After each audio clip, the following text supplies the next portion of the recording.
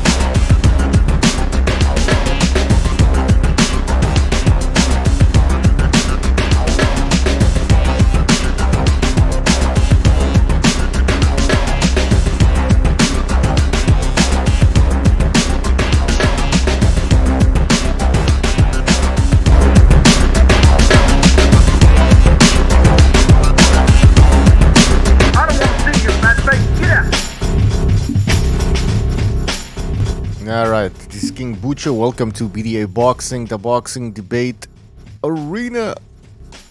Yes, arena. Welcome, hi. Alright. Well, Stu was supposed to show up. I think he fell asleep or something. So hopefully he joins us soon. And yeah, other people might be joining us later on. So I'll have to take over and wait for the others. We have a lot to talk about. I was reading the news before jumping on, and oh boy, a lot of shit going on.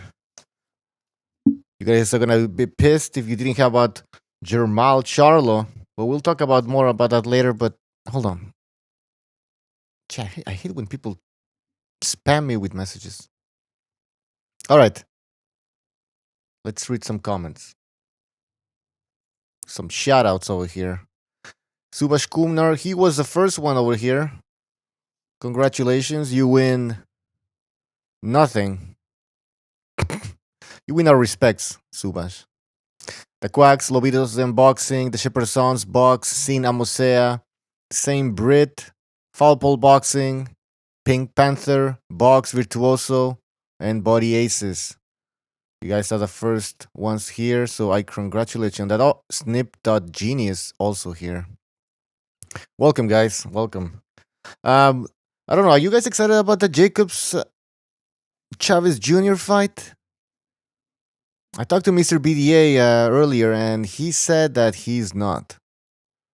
I'm a bit excited just because you never know what might happen.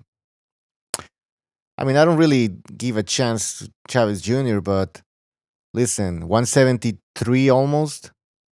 Big guy. Jacobs moving up in weight. But no, I wouldn't say I'm super excited. Absolutely not. But listen, we have a fight on Friday. Tomorrow we have Charlo against Harrison, the rematch. That should be interesting. If you guys I don't know if you've been following that fight, the whole build-up. They don't like each other. And so that's going to be a very interesting fight. By the way, tomorrow we have another show, a pre-show as well, and Mr. BDA will be hosting. So Mr. BDA will be back. I think he should be hosting every show, but since he can't, have to step in, guys. Snipe Dot. Sorry, been fucking up your names. Genius says Chavez is struggling to make weight. Well, yeah, I mean that's a sign of my struggling to make weight, I guess. But then again, he didn't even try to make. Maybe he didn't even try to make the limit. You know what I mean? So he might not be that drained after all. If he would have tried to get all the way down to 168, maybe he would be drained. Still, I mean, this guy is just a mess. I mean, it's just a mess. Saint Brit says the Mexican fighters just get worse. Well, I don't know which Mexican fighters are getting worse. I mean, Chavez Jr., yeah, but he's been getting worse for a long time now. He's no prospect or anything. But it's true, though. There's not that many Mexican... we'll have to do a show on that. Like, Mexican fighter analysis, let's say, for example. Or Puerto Ricans. I mean, you want to talk about You want to talk about a country that's declining in world champions, Puerto Rico. I mean, I don't know what the hell's going on over there. We should get recognized on that episode. And, he's Puerto Rican, right? So he probably has some insight on that or some ideas as to why Puerto Rico has been declining. St. Brit says Canelo, Neri, Ruiz, Chavez. Well, Ruiz came out of nowhere. I mean, this guy, it's not like we were talking about Ruiz before the AJ fight, right? I mean, he had like his 15 minutes of fame, you could say. Luis Neri, I mean, this guy, that's the thing though. A lot of these guys, they're using PEDs just to cut on weight. So yeah, that's unacceptable. King St. Brit says Kimbucho Mexican fighters are entitled and lazy. All right, entitled. I mean, I don't know about that. Lazy, I don't know about that either. I mean, lazy. I mean, Chavez Jr. is lazy. I'll tell you. I'll give you that. Ruiz is lazy, but then Ruiz, who the hell was that guy? I mean, I guess other countries are lazy too, but they don't even produce world champions. So that's super lazy. I mean, I don't know, but for sure Mexico is not at. I just don't feel they're at the level in which they were maybe a few years ago. Box says Puerto Rico has a 3 million population, Mexico 126. Yeah, but that's not how it works. I mean, there's people living in Mexico in areas where boxing is not really practiced. You go to like Nuevo León, Monterrey over there. Big city, third biggest city in the world. Oops, I fucked up with the phone calls here. It depends on where you have a gym, right? And Canada is pretty big, but there's no boxing gyms anywhere. In Quebec, over here, the French side, boxing is more popular. But on the other side of the country, there's absolutely no boxing. So that it's not. Now you can't really say 30 million. It's not a per capita count type of shit. No, doesn't make sense. Like, yeah, China has 1 billion people. Where are the Ronaldos? 60 seconds. Fucking shit. Hold on, guys. This is pissing me off. All right.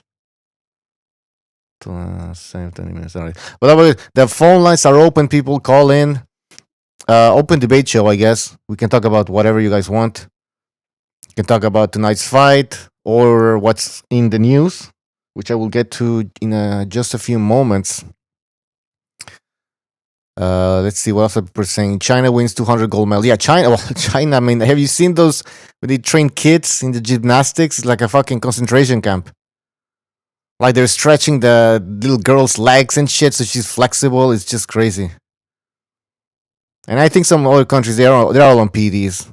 These countries that win tons of medals, PEDs all the fucking way, man. Lobitos then boxing says, what happened with Charlo? Well, let's get to it. By the way, I sent you a link, Gonzalo. The heat is here, so it's crazy. By the way, it was like negative 20 degrees Celsius over here yesterday. Now it's still almost the same today. It's fucking cold, man. All right, sorry for the swearing. I know this is a family show, of course. All right, so what happened with Charlo? Well, Charlo was offered a one-fight deal by Eddie Hearn so he could fight Demetrius Andrade on the DAZN. The fight, the offer was similar to the one that they offered Mikey Garcia, around $7 million, with an option to extend, because again, it was a one-fight deal, but if Charlo feels like he wants to stay with the DAZN, there's a possibility of an extension. Anyways, point is, Charlo refused the offer. I guess he thinks that he's gonna find better offers on the PBC side. So I don't know. Do we call this a dog? I know that people say when somebody refuses an offer, it's a dog. Guys, is this a dog? What do you guys think?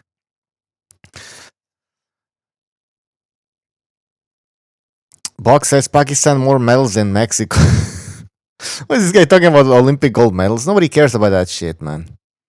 Oh yeah, somebody said like, oh, Mexico doesn't have that many gold medals. Medals in boxing. Yeah, but they turned pro at 15, man. Come on, they're not fucking. They don't have the support of the government. Although they actually, this new president, he is gonna increase the budget that is allocated for sports. So that's good. That's always good in a society to have kids in the gym. What else? I don't think Box likes Mexico. He says now Mexico has a losing record in football to Poland, Croatia, Russia, England, and Netherlands. And then he says no one cares about Mexico. Man, what happened to this guy? Box, you okay, man? Guys, stop talking about soccer in the chat. Pointless. Ask a question. I want an answer. What do you think about is Charlo talking basically, or what the hell is his plan? Because $7 million, that's pretty juicy for a unification fight. I think that should happen. I don't know what's going on, man. Listen, I don't think Charles is afraid, but I think he's just being told lies by the people who surround him. But again, I don't know what the hell's going on backstage. All right, hold on. Let me just check Discord. Oh, fuck. Oops. Hi, Gonzalo. I think you're there. I'm gonna call you again. I need to turn this heat. It's fucking hot in here. Fucking Christ. What is it? Fish is saying, how long can the cloud chaser hold that green belt hostage? Oh, he just got it, I think, right? But yeah, that's a good question. How long can he hold on to that? You know, there's a whole narrative behind how he got that belt. He can always claim that Canelo didn't want to fight him, and that's how he got the belt. So maybe he can milk that narrative for a few years. Oh, man, a year maybe. Gonzalo, you there? Yeah, what's up, Mucho? What's up? I can barely hear you, man. All right, go ahead. You can barely hear me?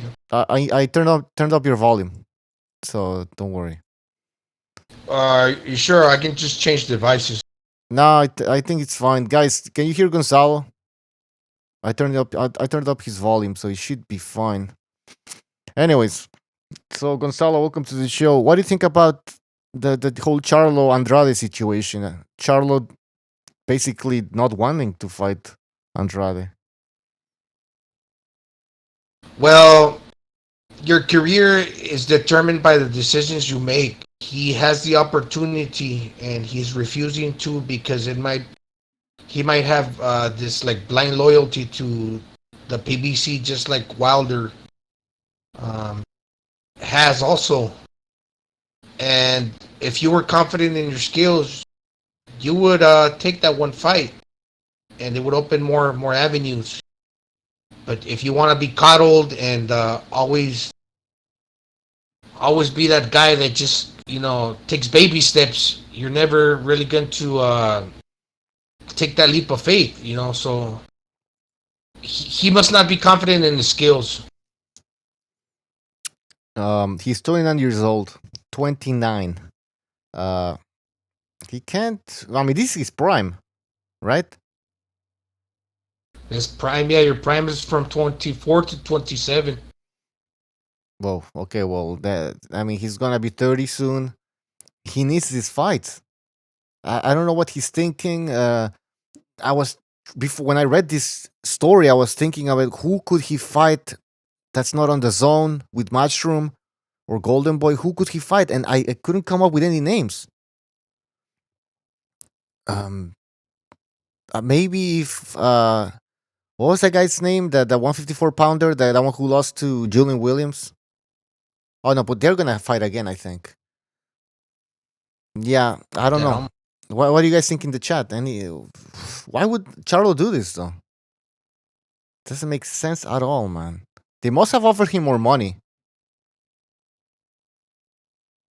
Barry McCockner says same age as Canelo. It's true.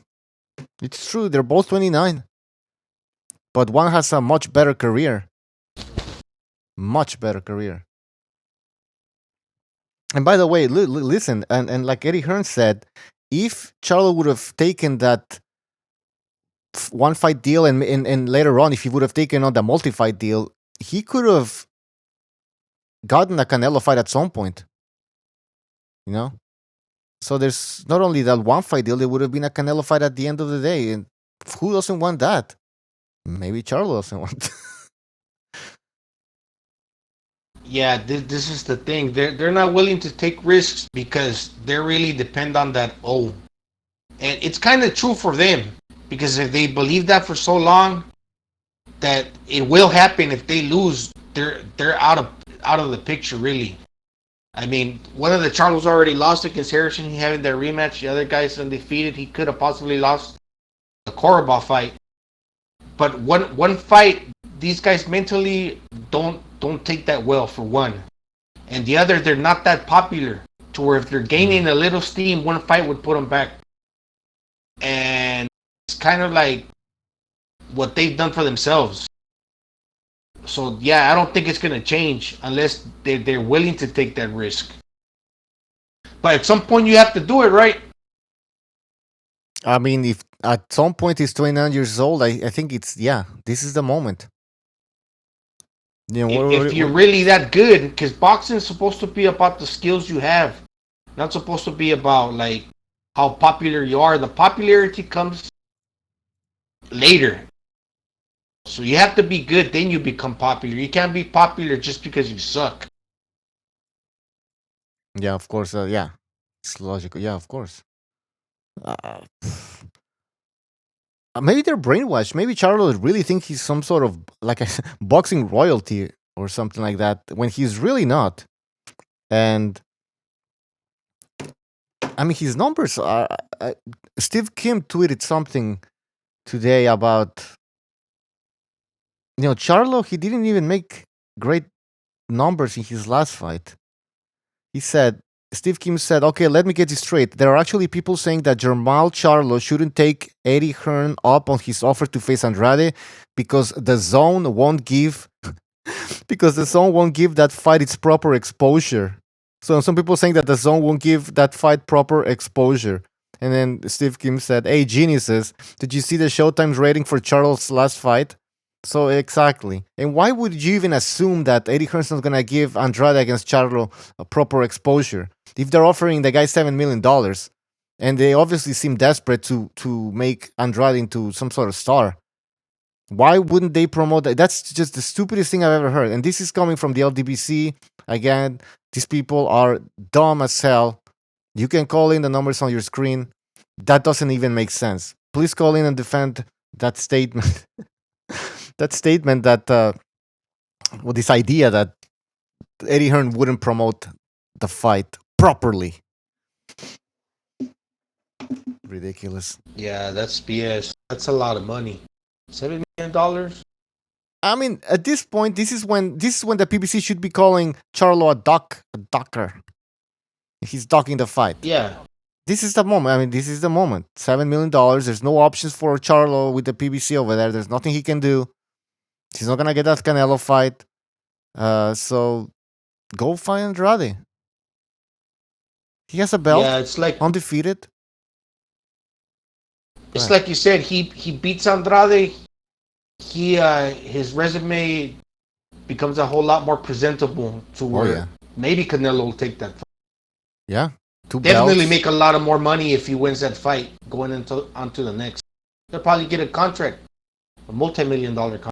Yeah, that's even if he loses and performs well, Well, let's look at he wins the fight. Like you said, he becomes his stock increases. I mean, there's not much. I mean, it's a win-win situation here. I don't see why he wouldn't take this fight. It doesn't make sense. It doesn't make sense. And I can't wait to see who his next opponent is gonna be. Because it's gonna be a garbage fight on PBC. I was gonna say Showtime, but I don't even think they're gonna have that fight on Showtime. They're having the shittiest of fights on Showtime, so not even. They're gonna probably have a Clarissa Shields next on Showtime. So you're paying for Showtime. Good job. But anyways, well, let's see what people are saying in the chat. Body Ace says the zone doesn't have to sell the fight, only the venue. They already have the app sales to back the play. Interesting point. Interesting point. Yeah. It's a different dynamic that goes on here with the zone. It's not your typical network channel, yeah. It's not a pay-per-view either, right? Baboon Boxing says PBC decide, not Charlo. But I thought the fighters were in control. Okay. No, but you're right, Baboon. Absolutely right. Chalino Sanchez says, who really cares about Charlo? I haven't watched his fights in a long time. But that there you go. I mean, it's like Gonzalo said. Is Charlo even a superstar? Is he an attraction? The numbers don't show that. Who is he to decline at such an offer that not only can give you another belt so you can be a unified champion, but can lead to a Canelo fight, which is the ultimate fight, the fight that everybody wants. I mean, you see fucking Jean Pascal over there out of nowhere calling out Canelo. You see all this. Everybody's calling out Canelo.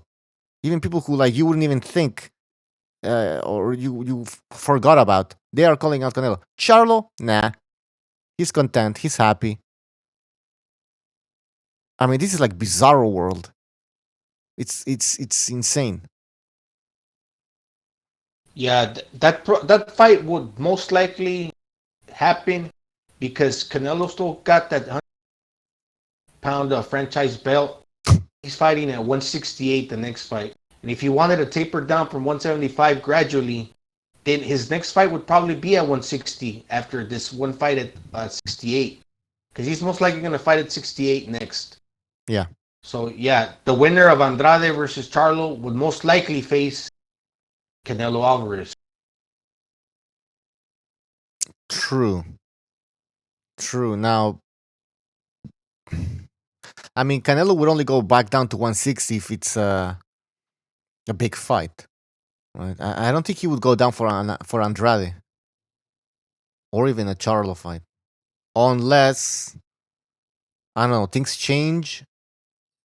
And well, things, if those two guys fight each other, they got a claim because they're adding shine to the resume. So that's what I think Canelo's looking at doing. He's wanting to fight guys that got good resumes that warrant the fight, that merit the fight. So it's not that he's ducking those guys, but the question he posed, he said, who have these guys fought? But if they fight each other, they become that much better because they can actually claim to say, oh, well, I fought this fight, I'm pretty good, I deserve to get a fight. But if you haven't fought anybody and just you're thinking, oh, I'm going to jump straight into a Canelo fight, well, they can think that all they want, but it's not really the way the other people see it, like people or the people that call the shots. Because a lot of people would be saying, oh, that Charlo's ducking Canelo for the longest. But that's not true. It's just like I said, basically reality. You think you might be all that great, but you're not. So once you start fighting other guys and your name starts becoming like more meaningful, yeah, then actually you can make a claim. Then you can actually say, well, Canelo's actually done. Yeah, that's a good point. Are you still there? Oh yeah, I thought you dropped. Well, anyways, let's move on. He's got talent. This is the guy that beat Julian Williams. Hogan, right? Yeah, he beat Julian Williams. Julian Williams now a champion at 154. He has talent. How much of it? I don't know. And I can really tell, and I honestly, I'm saying I don't know because he hasn't really fought anybody. You know what I mean? That Julian Williams fight, it was a knockout. Okay, he has power. That tells us he has power. But other than that, I mean, you fight Canelo. You're not gonna go back to the Julian Williams fight and say like, you know what? This is how the fight's gonna play out with Canelo based on the Julian Williams fight. That was a knockout. That's it. I want to see more boxing skills, you know. And we saw that Korobov fight, and I wasn't impressed. So Korobov's a fighter. Really listen, I don't know how good the guy is, but let's move on. Fuck Charlo. Sorry about this. I know this is a family show. All right. Let's see what we got here.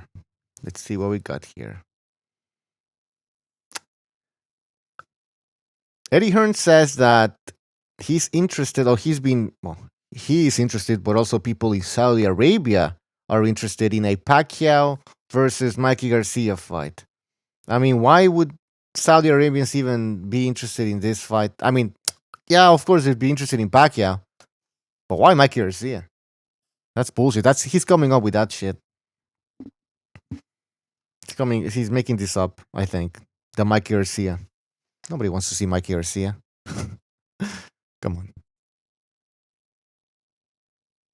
Well, Pacquiao, he's not a big guy. I think that would actually be a good fight. Pacquiao, even if he won, beat him. But that's a good opponent, especially if he fights Vargas. Yeah, but why do you want? I don't want to see Mikey Garcia anymore, man. I don't, man. I think that Vargas fight will be good. Because Vargas looks better at the higher weights, and Mikey Garcia is still sticking to his guns since he wants to fight at 147. But he did not look competitive. He looked out of his. He looked out of his depth, but he wants to fight at 147 again. Okay, to fight Vargas, and Vargas looked good in the higher weights at 147, 54, and that's what he wants. I think that's a competitive fight, and I think that Vargas got a good chance of beating him.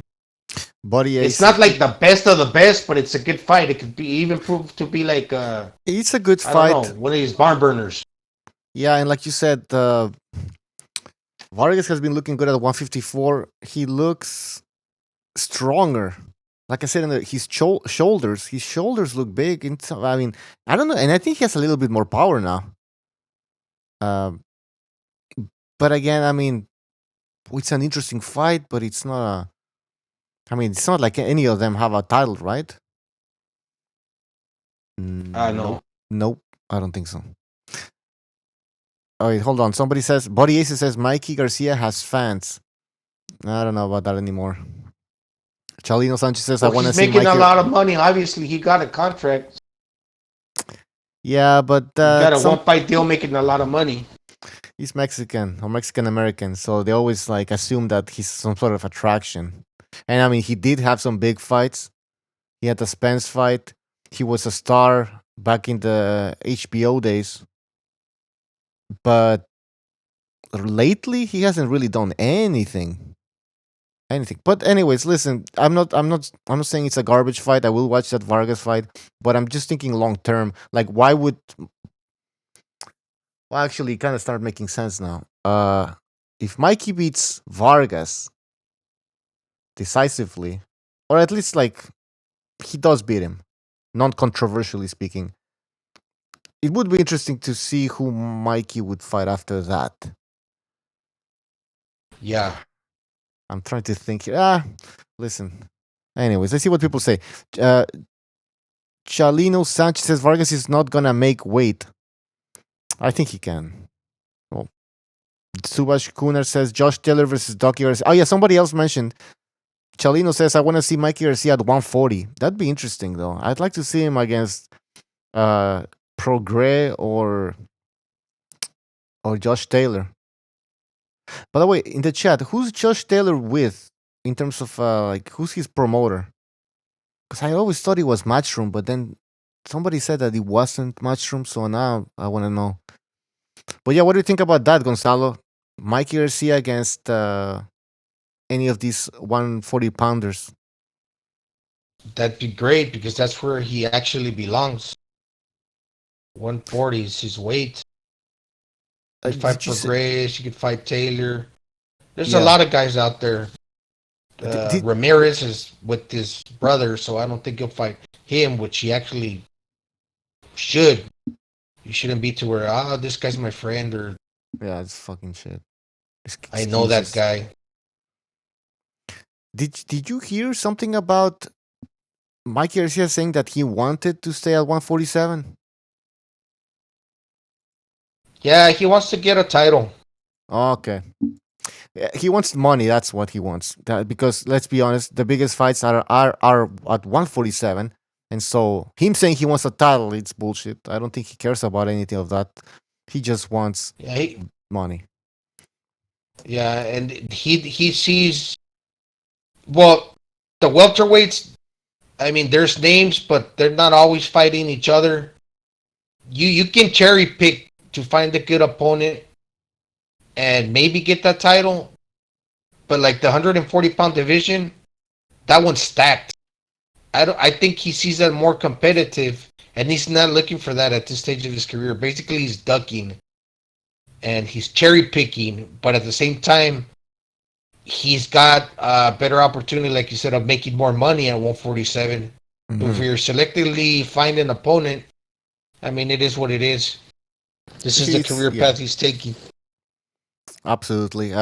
Because like I think we all agree, that, like you said, that Mikey's ideal weight should be 140 right now at this point, but he wants to stay at 147 because he wants to make some money. That's okay, but I'm gonna be critical certain fights.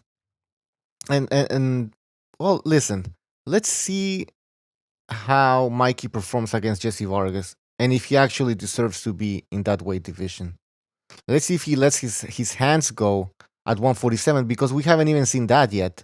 You know, and I can understand he was fighting Spence, but he wanted that fight, right? So there's no excuse. He wanted that fight, and he decided not to let his hands go. I mean, what do you want? Not to get any criticism. So now he's gonna fight Jesse Vargas. All right, let your hands go. See how if you can take those 150-pound punches, because I think that's the catch weight that fight's gonna be taking place at. Salinos, 147. It's 147. Oh, yes. Fuck. I don't know He now. will let his hands go because Vargas doesn't hit as hard. No. The Well, 147. Why is he going the back? I don't like this, man. He was developing into a good 154-pound champion because he has that body and everything, the dimensions. Now he's going back. I hate this shit, man. Now it's gonna be. It also gives it gives fans the illusion, like you could think, well, Mikey lost to Errol Spence because he wasn't naturally that weight. He was fighting out of his weight. And if he were to lose to a 140-pounder or even a Lomachenko at 135, people would say he's not the best during his era. He got beat up by other guys. But when he moved up now, people can say, oh, he lost, but he didn't lose to guys in his actual weight. He lost to bigger guys. He can say that. No, but yeah, it's kind of like an excuse. Yeah, it's an excuse. And that's what like, we said. I was one of the best in my time, but the only times that I lost is when I went up at 147 because there was nobody to challenge me at 140, 135, which is an absolute lie because he could have always fought Lomachenko and all these 140-pounders that are ruling that division right now. That's my issue with Mikey. Like, listen, if you want to move up in weight and make some money, fine. You know, even though you know you don't have a chance, or you probably don't really have a chance, but you want to move up in weight and make money, fine. However, when you move up in weight and you didn't even fight these other guys that were in your division, then what do you want me to tell you? You're a docker. You know? That's what you are. And people were saying, but giving credit, listen, he's not fighting Lomachenko, but he's fighting a bigger guy in Spence and a champion, whatever. True. But he didn't fight a guy in his division. Yeah. And then, like you said, he would... Go ahead. Sorry, I'm rambling. Yeah, go ahead. And I don't know how I should feel. Like, from a business sense, it kind of like, you could almost say that they've taken the right path as far as maximizing their potential of making money without taking too much risks. And they're like, his brother was an ex-fighter, he's a trainer, and they're pretty popular to where that whole name that he carries allows him to be in the position that he's in as far as getting like these big contracts. Eddie Hearn must have seen some value in Mikey Garcia, but it kind of comes with the fact that, he's Garcia, Yeah, he is that name, I guess. Like from what I said earlier. Yeah, of course. I mean, he got exposure in that Spence fight.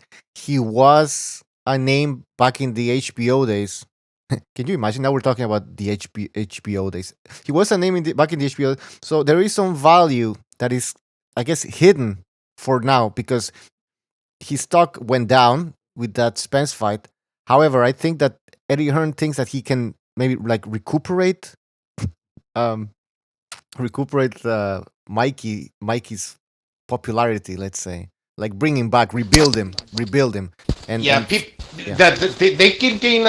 get they're gonna get a lot of money because Mexicans will pay to see the fight. This fight's taking place in Texas in the Cowboy Stadium. Good between idea. him and Vargas. So all the Mexicans are gonna go to the fight. They're gonna get their money back in that one fight. They're not just handing Mikey Garcia $7 million. No. There's a plan. Can recoup their investment. No, there's a exactly, and there's a long-term plan with Mikey. And listen, that fight, like you said, it's in Texas. I don't know if they announced the undercard yet. I don't think so. But I mean, you put that fight with a good undercard, action-packed undercard, you might get a lot of people showing up. You're right. Yeah, hell yeah. Then let's just say they don't like overprice the tickets. They're at a reasonable price. That stadium got a big capacity to hold people. Obviously, it's not going to be full. They're going to cordon it down to the people that they want to bring in. I don't know, but they can fill that motherfucker. They can fill it up. Yeah, that's a good point. Guys, the phone lines are open. Sorry, didn't. We have a phone call here. 337. You're on the air. 337.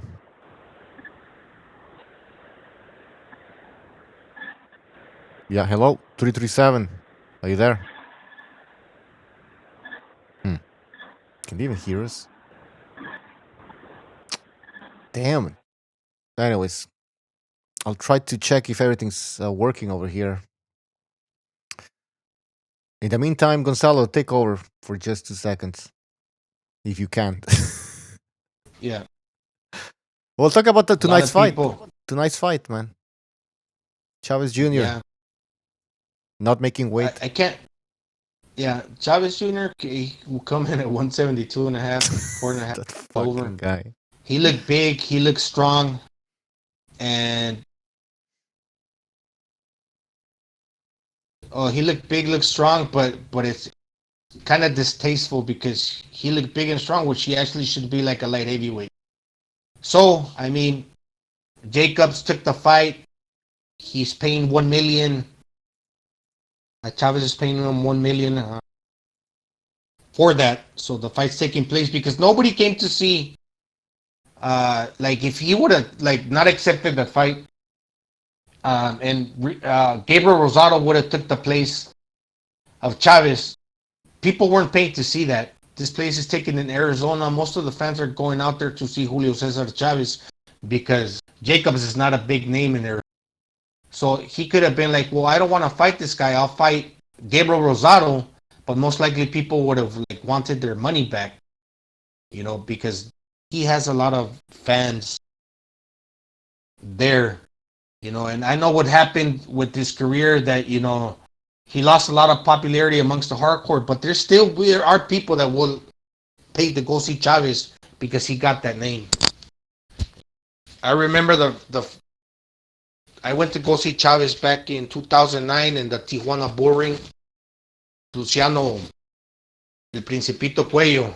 That's the first fight that it went the distance for him in his career back in those days, and the fans kind of got pissed, and they got crazy and started a riot in the Tijuana Bull Ring. It's not far from my house, and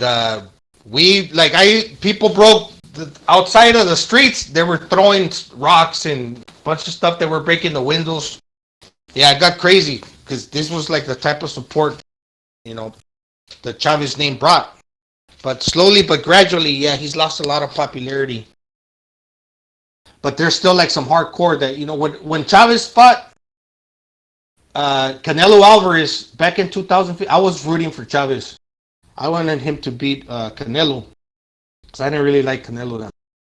But I mean, Canelo's a good fighter. Chavez was great. He can't use that excuse tonight. But at the same time, it's not a good look because, like I said, he's like a light heavyweight. So like it would kind of look what kind of biased if I said, oh yeah, Chavez looks strong. He could actually put up a fight against Jacobs and beat him, which so happens to be the case. But like I said, it's one bigger guy that should be fighting at light heavyweight. But you can't use that excuse now that I was weight dragged. Okay, and now we're gonna see it from like the position that the fight, he took the money, so it's legal. I mean, he accepted the 1 million. Maybe Jacobs thinks that he himself can blow up and come in around the same size as Chavez, which I think he will. That he's not losing anything, that he could handle Chavez's punch because he fought Triple G before. But okay, so this is an interesting fight because we have Chavez that, he didn't look emaciated in the weight. He looked fucking strong. Okay, the fight's taking place. Whether people like it or not, get over it. The fight's not. If they're fighting, I'm not going to complain about it because he took the 1 million. I have nothing to do with it. As fans, we're going to be looking at the TV, whether it's just to criticize one guy or, or not. We might actually be in for a fight. Okay, because Chavez 172.5. And Jacobs looks strong. This is his debut at 168. So, will Jacobs lose punching power? No, he'll actually come in stronger. His stamina should be good. I think the biggest question surrounding him at a higher weight, why didn't he do it like way back a few fights ago to where he was already struggling? Maybe the big question surrounding him is his chin. Okay? Because the chin it might get a little better because he have more fluid surrounding his brain to where like after the weigh-in, he's not only like drinking water, sipping water and can't really eat a whole lot because before, he still had a rehydration clause to meet in his prior fights to where he couldn't really eat all that well. But now he can eat well, okay, because he's weighing at 168 and after the weigh-in, he eats some more. So he can actually blow up to around like 190, 195. So, yeah, that should be interesting. But the big question surrounding him is his chin.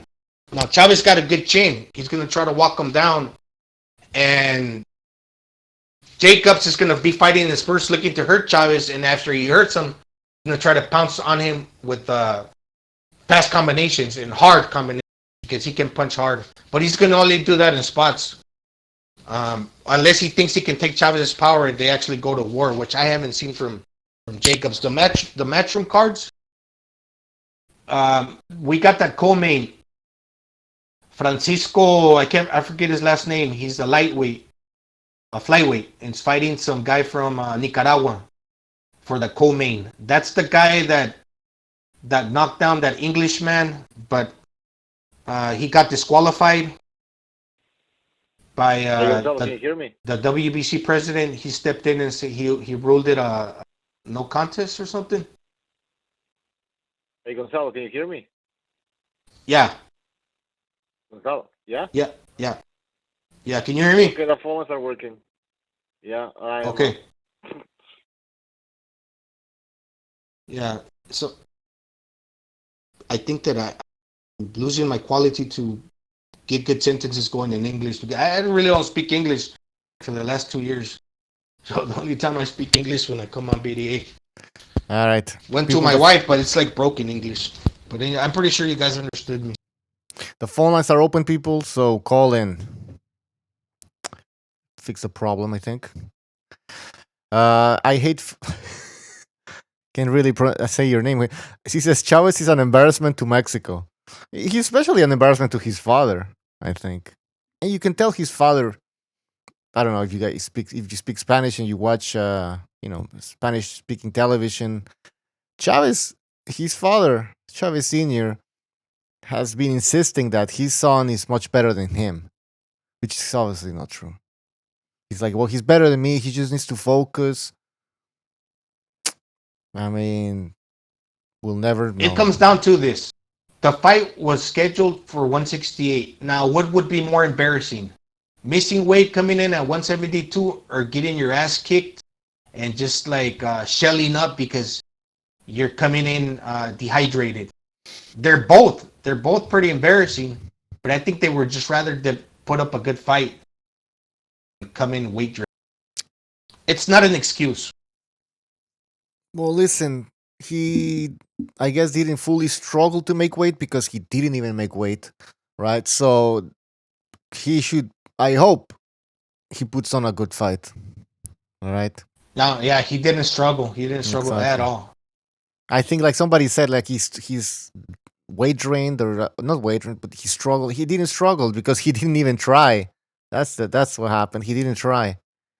And Jacobs, I mean, I think he's getting paid for, obviously, because he's getting paid extra. Yeah. All right. $1 million? It's Chavez purse is $3 million. Yeah. So he's giving up 1/3 of his purse. Oh, okay. Wow. I think Jacob's still confident that he's gonna take Chavez out. This is the moment where Chavez should try and surprise Jacobs. You know what I mean? But we'll see. We'll see. Barry says your English is very good, Gonzalo. I think he's talking to you. Yeah, mine is pretty fucking bad. Especially when I try to talk really fast. And the thing is, I can hear myself when I talk because the way I have this sound set up and everything, I hear myself when I talk, and it's completely it's distracting. By the way, you're coming in an echo to me. I don't know if everybody else gets the same effect. Like a delayed, like an echo from you. Uh-oh.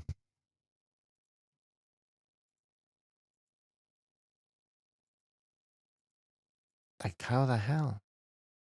I'll try to fix it. Take over again. Yeah, there's good fights. That flyweight fight, the co-main should be interesting. It's for a title. Should be interesting because that short Mexican dude's pretty good. Then the Nicaraguan Latigo, I forget his name. Anyhow, I should pull those names up. If anybody knows in the chat, yeah. All good. Perfect. St. Breed says, Gonzalo, what's your prediction? For which fight? I guess tonight's fight? The Chavez fight? Yeah. It should be like a 9-3 type of fight for Jacobs. Okay? Should be like a 9-3 in Jacobs' favor. But Chavez is going to come forward maybe looking for that one moment like he did against Sergio Martinez. Okay? So he's always going to try to do something, whether he loses these rounds because he's taking a lot of punches. And I don't think he's going to like take a whole lot of punches because Jacobs is going to fight in spots. But he's going to steal the rounds to where Jacobs will probably win 9 out of 12 rounds. So we'll give Chavez 3 rounds because Jacobs got to take a round off here and there. Okay? Then Chavez can win a round. But don't be surprised if it's more competitive. Okay? Can Chavez lose this fight and still be somewhat of an attraction? Or is it no matter what, no matter how you lose, Chavez, you're out of here? The thing with the whole weight thing, no, he will always have a name, and if he's competitive, he can get another fight, but it would have to be at his weight, 170, 175. Especially if he looks good, he's going to be more confident. He lost that one fight against, what's that guy? Fonfara. Andres Fonfara, yeah. He looked small against Fonfara, man. See, light heavyweights he looked small, man. And he wasn't really in shape, obviously, for that fight. But you can tell the difference between a light heavyweight and I guess a super middleweight. I think Chavez Jr. should be a super middleweight. The reason why he didn't make weight is not because that's not his weight division. I think it's just because he didn't really train properly. Well, the thing he's been training for a long time now. He's been training properly. The thing is that he blows up in between fights, and these long spells of inactivity would mean that if he wants to come in at 168 next time, he's got to keep his weight reasonable in between fights because he's getting older. Yeah. Yeah, you can't just be like a big fat dude that just gorges on food and parties and gets real big, then expect to like jump down drastically. That's not gonna work for you because your metabolism, I don't think, it slows down. Records those processes that your body like takes like that. If you keep it gradual, it's better. All right, I think Dead Game's calling in now. Should work. Dead Game, can you hear us? Yeah, I can hear you. You got a little echo there. Maybe it's just God. the phone line with a little echo. Can you hear me? Yeah, that's where the real discipline comes in. Oh wait, being able to like. Wait, Gonzalo, disciplined. can you hear? Yes. Can you hear? Did you hear Dead Game? No, I can't hear him. Ah. Alright, let me just take the phone call, then I'll change something else. Dead Game, go ahead. People can hear you, except Gonzalo. Okay. Cool. You got a little echo, but this was called. Let me sign into another device. No, it's not you, Gonzalo. It's this shit. Okay, you know what? I can't hear him either, Bucho. All right, Dead Game. I'm gonna try and fix. Bucho, I'm gonna call back in. All right, perfect. Thanks. All right, I have to fix this shit. Jimmy, welcome to the show, and guys, take over for just 2 seconds. I'll try to fix these phone lines. What's going on, guys? Hey, what's up, Jimmy? What's going on, man? See, unfortunately for Chavez, that part that it plays into the same dogma that's been on him from day one. You know what I mean? It's a rich kid. A rich dude's kid. You know what I mean? That's a big shadow. I mean, psychologically, imagine trying to be fucking Julio Cesar Chavez. You know, the dude's probably the greatest definitely greatest living Mexican icon fighter into, in a country that big into that sport. So I don't know if he's let that get to him, or it's the whole, I never wanted to listen to my father because I didn't want it to be about my father. Because his father's broke camps with him before, like walked away from him. Like, I don't even think he's involved in this camp either because of that. Chavez Sr., for all his fucking partying, like he shut himself off up in the Sinaloa Mountains when it came time to train, and he would train his tits off. There was no going into town and getting fucked up. The problem with his son, it's been, but then again, his dad was dirt poor growing up. He didn't have a BMW M3 at 16. You know what I mean? So it's a totally different mindset, and his father, I think, knew that life's been too easy on him. He's never known a hardship. He almost fights like a fucking spoiled millennial, right? He's just never ready for camp. He's always leaving people hanging, never shows up for fucking appointments on time, like with media.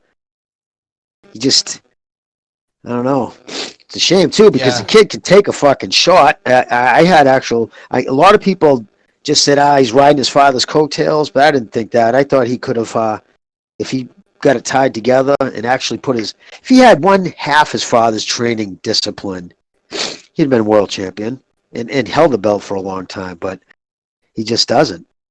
Just can't make he's never wanted for nothing his whole life. Think about that. Just hard. So, and he performs that way, you know what I mean? Yeah. Yeah, because the biggest attributes that guy has is his strength. He inherited his father's genes. He got a good chin. He's strong. He's durable. But all he needed to do was really like train and be disciplined. And I'm sure fans would. Obviously, he would never be a second. He would never be his father. But yeah, that would be good for him. He started off like trying to like copy his father's boxing style, where he's a tall guy. He developed into a big guy growing up. He should have maybe like learned how to fight longer. he became who he is, a guy that fights in the pocket.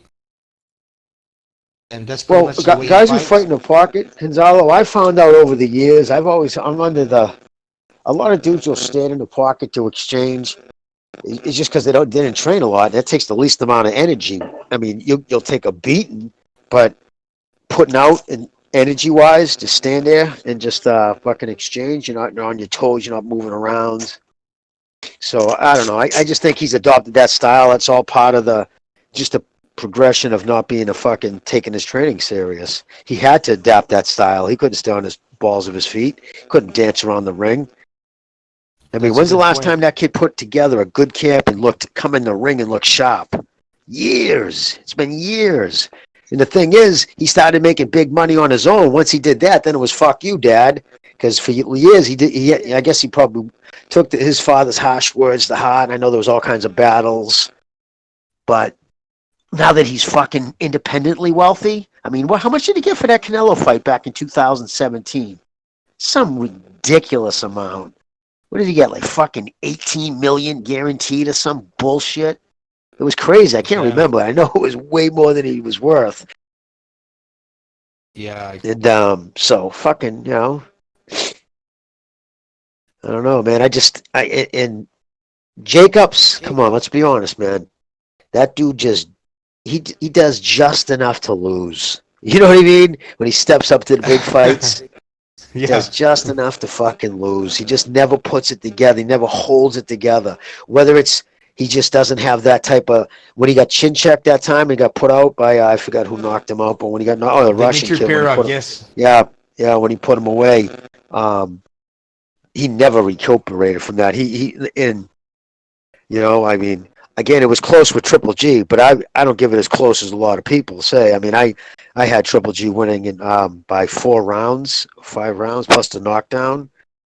So, I mean, I was there, and I'm telling you, there was a night and day difference when the punches landed. Just the jabs, the sweat coming off fucking his head. It was, but that was the down when Triple G. I thought I started seeing just losing energy. I just hope to God he's still not training up at fucking altitude.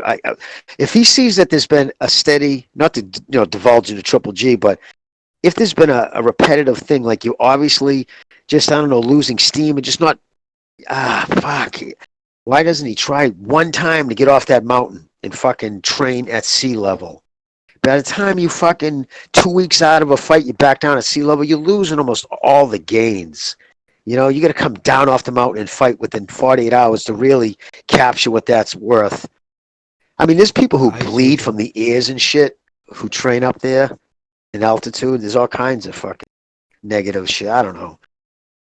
Yeah, it's you're depriving your body from oxygen just to make you have better endurance when you do come down to sea level. So that's like pretty much hurting your body just to like increase the tolerance.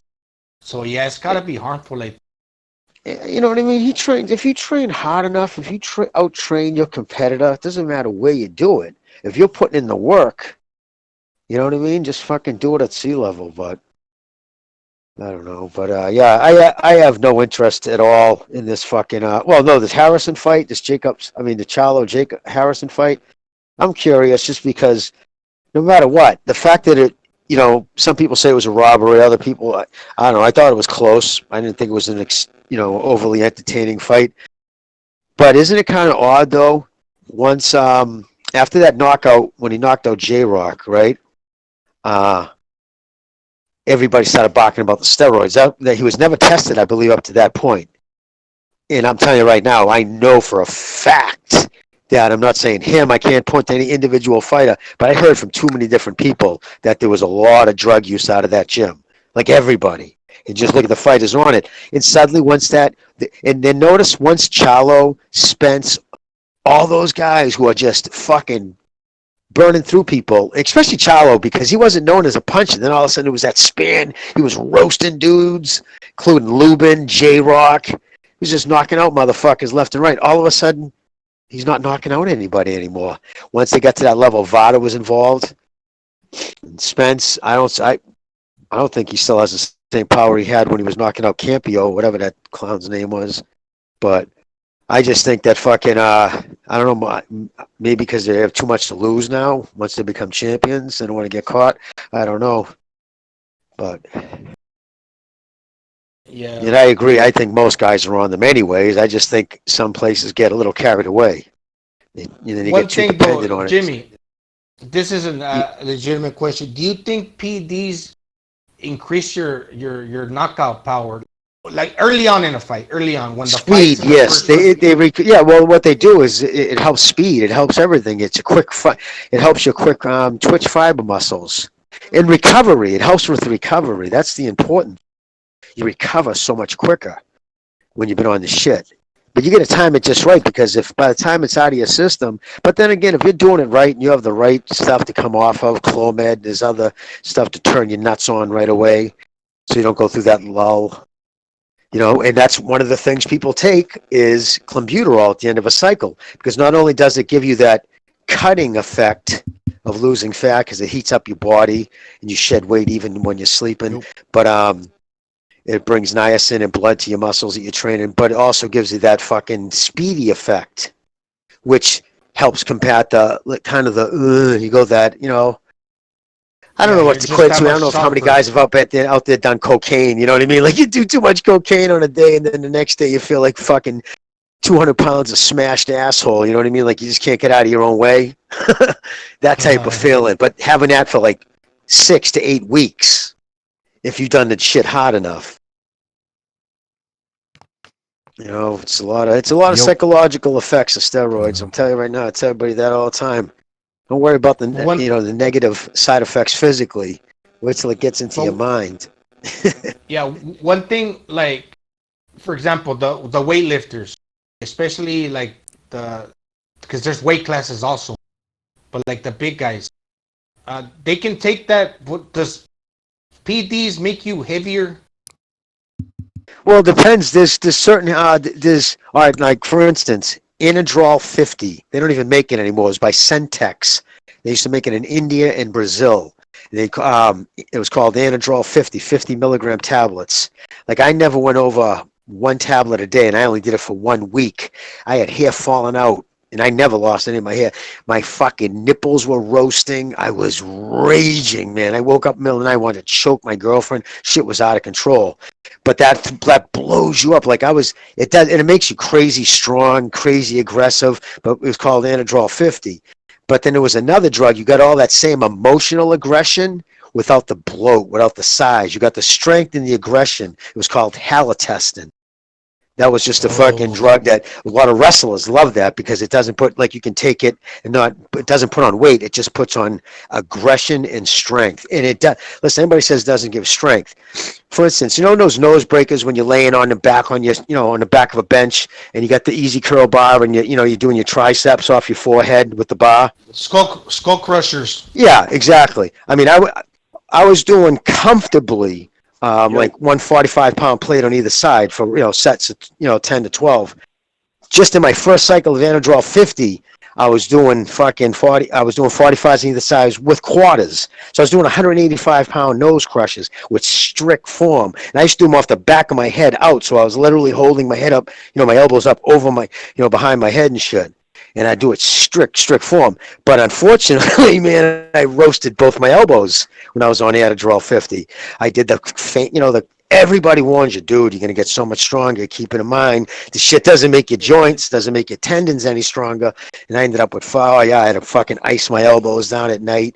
But I couldn't help it, you know what I mean? Just like, you get into that, it's reverse anorexia, I'm telling you. You're never big enough. And I never like, how much do you bench? I used to do everything heavy, but strict form. I can hear you. Yes. Yeah, you can hear me? All right. The phone lines are working, people. The phone lines are working. Sorry to cut you off, Jimmy. Oh, no. It's fine. We're just divulging into steroid talk. Yeah, and you need good form for the skull crushers. You need to have like excellent form to be able to everything's form, brother. You're right, though. But skull crushes are excellent. Between the bench dips are awesome for you. Two best tricep exercises: skull crushes and between the bench dips. Put your legs up on one bench, and then put plates in your lap, and just go all the way to the floor and squeeze at the top. You get the horseshoe. That what gives you that, and depends on how you hold your wrist while you're holding the bench. You work in your outer or your inner tricep. There's 3 heads on your tricep. But yeah, no, I lived that life for a long time, man. Yeah. But it becomes everything, though. It's what sucks. It's expensive. Interesting. The food, the supplements, yeah, it's expensive. One thought I've always had about PEDs, Jimmy, is like, okay, it actually could go against you. Like, if you were taking them at one point, then you're like, even if you're not getting the weight and you're strong, then you go in there and fight and you're confident. But what happens the next time that you can't take them? Exactly. It becomes, of course, it's going to affect you. And then psychologically, you're thinking, I don't have that strength. See, I didn't worry. I mean, I wasn't using them fighting. Like, I would have never messed with steroids if I was boxing. No way. I mean, just because of that, I mean, no, I just never would have. When I was boxing, my thing was bodybuilding. I was just into it, I was just into it. I was personal training. I was just into that lifestyle. I was judging. I was really into it. Like, I know, like Jay Cutler, Mr. Olympia. Like, I mean, if he was to see me, he'd be like, hey, Jimmy, what's up, dude? Like, he's from my 2 towns over in Burlington. I remember the first day showed up in the gym on a fucking ninja, 16-year-old skinny kid with good genetics. And he went up to fucking 340 pounds, Jesus. From 170 to 340 in 4 years. How tall is he? 5'8"? Jay Cutler's 5'11". Okay, 5'10" and a half. Do you know a guy named Nathan Ingram from New York? No, sir, I don't. That's probably after my time. That's after my time. I think he's about. No, he may be a little older than you. He may be in his 50s, late 50s. Yeah, no, I knew a lot of pros like Mike Matarazzo. He's dead now. He died from diuretics. I knew Mike really well. I met Dorian Yates a couple of times. He was one of my favorites, but in person he was kind of a dink. But now that I've seen interviews with him, he's just kind of shy and he's a thinker. I didn't know that. He came across as an arrogant prick when I met him, which kind of never meet your heroes, because he was really, him and Flex Wheeler were the only 2 guys that I was ever, starstruck by. But no, I mean, I got it. I was into it, like, to the point where I was that size where, like, I'd go to any Gold's Gym and they wouldn't charge me. Because, I'd have an NPC shirt on, and they were like, they just thought I was one of the touring pros. Like, I had that type of physique, and I knew I was running with all those fools. Like I said, I was managing a gym in Burlington when Jay Cutler came in. His mom was right behind him, and she signed him up because she wanted him to get bigger I think he was playing football at the time, but his genetics were crazy. Remember, another story, too, I was at the gym. Sergio Olivia. Sergio Olivia is probably the greatest genetic bodybuilder in history. That dude looked like that in 1960s. That kind of muscle separation in mass in the 1960s when they had test suspension and a couple other things. For him, it was crazy. He didn't he get hung for murder? Was it him who murdered his wife down in the Caribbean? Murdered his wife and his mother-in-law or some shit? But Sergio Olivia, he's one of the greatest. No, this was later in life after, he was off. But Sergio, if there was a Mount Rushmore of bodybuilders, Sergio Olivia would be on it. It would definitely be, obviously, Arnold, but it would be Sergio Olivia, Arnold, fucking Lee Haney, and Dorian Yates. That's my favorite. What about Frank Zane? And Flex Wheeler for his genetics. Frank Zane, is that what you said? Yes. There he is, Sergio. Look at the size of that motherfucker. And then, look at the size of him. Jesus. What about fucking Ronnie Coleman? Ronnie Coleman was drug-free right up until his first Mr. Olympia. When he finished his last Mr. Olympia, he finished. Well, yeah, Ronnie Coleman won like 9 in a row. See that double arm over the head pose in the right? You see it? See that over there in the second row down, double over the head hand with his palms that one.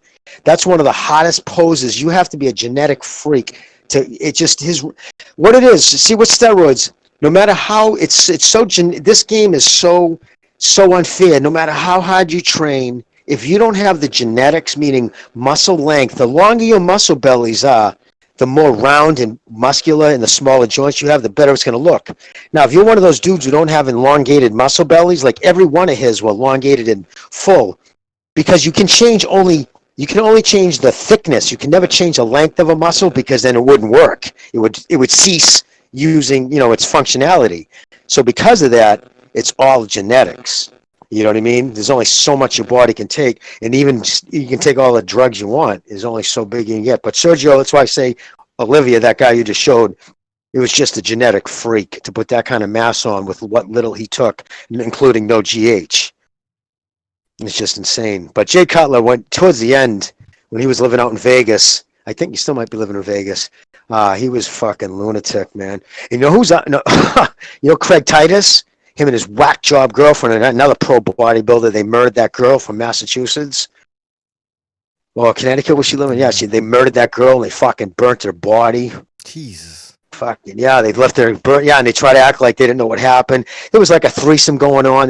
She was the personal assistant, but she started sleeping with him, got into drugs with them. Craig Titus did like 8 years for dealing steroids get out in the late 90s, get back on the pro circuit.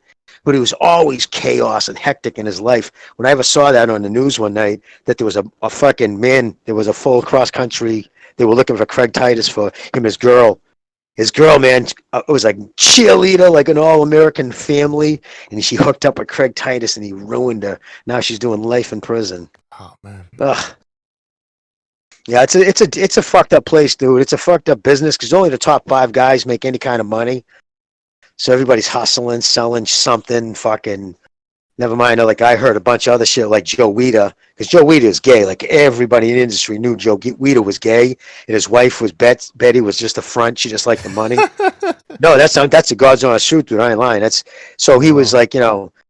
There's rumors Lee Priest fucked with him. Like some guys even let fucking. Hey, Jimmy, can I ask you a question? Beard wife, right? What's up, brother? A beard wife. Can I ask you a question regarding what you just said? Beard, yeah. What's that? I noticed that a lot of guys that are into weightlifting, obviously not everybody, but look, I'll just give you an example. One time I was at a gym, and I've noticed this many times over. When guys start admiring their body too much, one time I was in a gym, and one guy was asking another guy in the bathroom, where you shower and you change and everything, in the locker room. They were just so into their bodies to where the one guy was asking them about his body. And then if you're looking this at what they're doing, what do you think about my ass? They're getting kind of feminine, but I could see where it comes from because you're into bodybuilders, you're admiring your body to where some of them become kind of feminine, right? Well, it depends on who you are to begin with. Like Dorian Yates was always an outside. See, like I believed in his philosophy. Like I always had a hoodie on. Fucking with my weight belt, big leather fucking weight belt around my hoodie. Like I never let anybody see what I look like on purpose. I go up to the pose room and like me and my friend Scotty, I used to be my training partner. We wanted to see what we look like, but we'd shut the door, we'd pull down the fucking thing because we just didn't want people to look. It's because that's, train hard. And then come the summer though, that's when we'd train. And then a few times like now and then you just wear a string tank top and you wait till you're all jacked up and pumped up. It's usually when there's some hot chicks there, you know what I mean? Because gym chicks like that shit. But again, that's the only kind of girls who do, though. Seriously, club chicks and gym chicks. It's not scaring normal women away. Girls are pigs. They love that shit. I've seen it. And the worst type of women, too, get attracted to that. The most hectic. Seriously, the most drama-loving fucking club bimbos who... Oh yeah, dude. And it's always so disappointing. I tell you, when I used to work as a bouncer, Jimmy, like I was a pretty big dude back then, but to them I was average. They like these fucking big. I mean, I was working with guys that were like 6'8", 300, bro. Like I'm not bullshitting you, and it was all muscle. Those are like circus folk. Yeah. That size. Yeah. They're like, oh, you're like, me compared to them is like. You're a little guy. I'm like, fuck off, whore. Go ahead. Yeah, but you're how much can you bench? Yeah, how much can you bench? Dude, if I had $1 for every time somebody asked me that back in the day, oh my God, they used to drive me crazy. And they didn't believe me. I'd say I'd never bench press. It's a waste. I'm not into powerlifting. I always found Jimmy, that bench pressing is just strength training. That's basically all it is. It's all it is. If you're doing it for like football, excellent, because it's good for pushing and shit, good for overall body strength. The 3 best overall, what works the most muscles, number one is the squat, second is the deadlift, and third is the bench. That's why they're, the big into power. Those three exercises. If you want to do those, if there was only 3 exercises you could do if you were doing it for a different sport, but for bodybuilding, you don't get round, your chest doesn't get the height. You don't get, I used to like the fact that my top of my chest was as thick out as the bottom of my chest. I could almost fall through my chin on the top of my chest. I could put a fucking roll of quarters or a pen on the top of my chest and it wouldn't roll off. I was standing up because I trained it so hard. Because I always listened to the fucking judges and the pros, calves, which I just never could get. I just genetically, I don't have them. I would have had to do what Arnold did, and don't fool yourself because most people don't know this, but he got implants. We'd have paid for them. Look at pictures of him before he came from Austria, taking pictures. He's always standing in water. That's because he was his calves were horrible. He got implants at 18 years old. Because he still has monster calves, even though he's skinny. The hardest things to grow are the first things to go. And he still has monster calves. But no, everybody knew he got implants. But that's crazy. Calf implants? Oh, yeah, no, those are huge in the bodybuilding industry. They have actually, now they have, it got to the point where so many people doing calf implants that they had to put it in the thing. If they find out you had it, then everybody started using the pump and pose, which is disgusting. I would never even, that shit, the oil. Must see people online. Their arms are these insane, freaky, fucking 3 times the normal size of a bodybuilder's arms, all swollen. There's no cut in them because it's pump and pose. Basically, hey, Jimmy, did you wear stuff? Did you wear anything like that in the picture? What's that? Did you wear anything? No, man. No. That shit back in the fucking early 80s. That shit back in the early 90s, man. That striped shit. No, I was never into that, man. I used to wear fucking just baggy gym pants, those like genie pants. I wear those with a fucking, T. Michael or the fucking Michael, NPC shirts that are cut. I couldn't buy towards the end, I couldn't go out and buy something off the rack, nothing fit right. I would have to buy NPC shirts or go to those specialty places. I used to go to Watertown, Mass to have my suits made because of the numbers just didn't. I was short, I like the guy would say, he goes, you have the shoulders and the chest of someone 6'3", and you're fucking 5'8", so you're not going to bind any suits that fit you right, kid. So, they would take the waist until he goes, and you got a waist like a girl, so. When he was doing the measurements of my suits, the first time. But yeah. So, but then then again, everything is it's just different. And it becomes who you are, which sucks too. Yeah. And it's like after I lost all the size after my accident, I finally started getting help. I'd run into people. I actually said, somebody comes over and goes, hey dude, didn't it used to be Jimmy D. Marino? It used to be. Hey, didn't you used to be? Because I used to be jacked up. Yeah, no, he dead, man. That's just me now. That's the ghost. Seriously, that's how we phrased it. Your face also changes, right? What's that? When you're big, your it depends on how much water you. Well, it depends how much water you retain. If you, I never did a lot of fucking aggressive shit would make you retain water. I didn't have to, and I believe in under fucking doing drugs. The same thing, in a race car, you never want to flood an engine. You give it too much gas, that just kind of dogs out.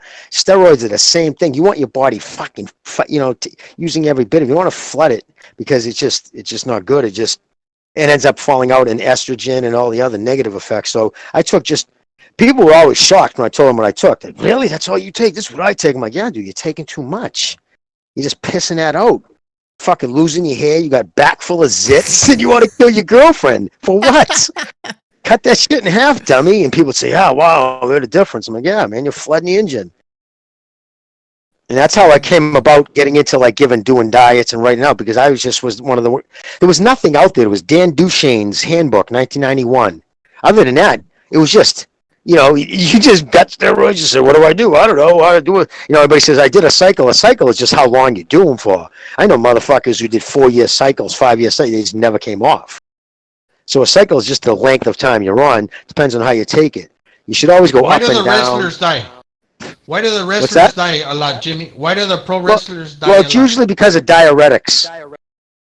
Diuretics kill, Andre Munsa, Mohammed Mayan. He was a fucking awesome bodybuilder. All these guys died of diuretics. I think Mike Matarazzo, he died of opioid addiction, because what happened back in the 90s, everybody was, when you would get a box of fucking Ready Jack Sustanon 250s in the mail. They would always send you 2 bottles of Nubane, 250 cc jugs of Nubane. And the guy would always say, hey, try this, man. Everybody, all abused bodybuilders down here are using it.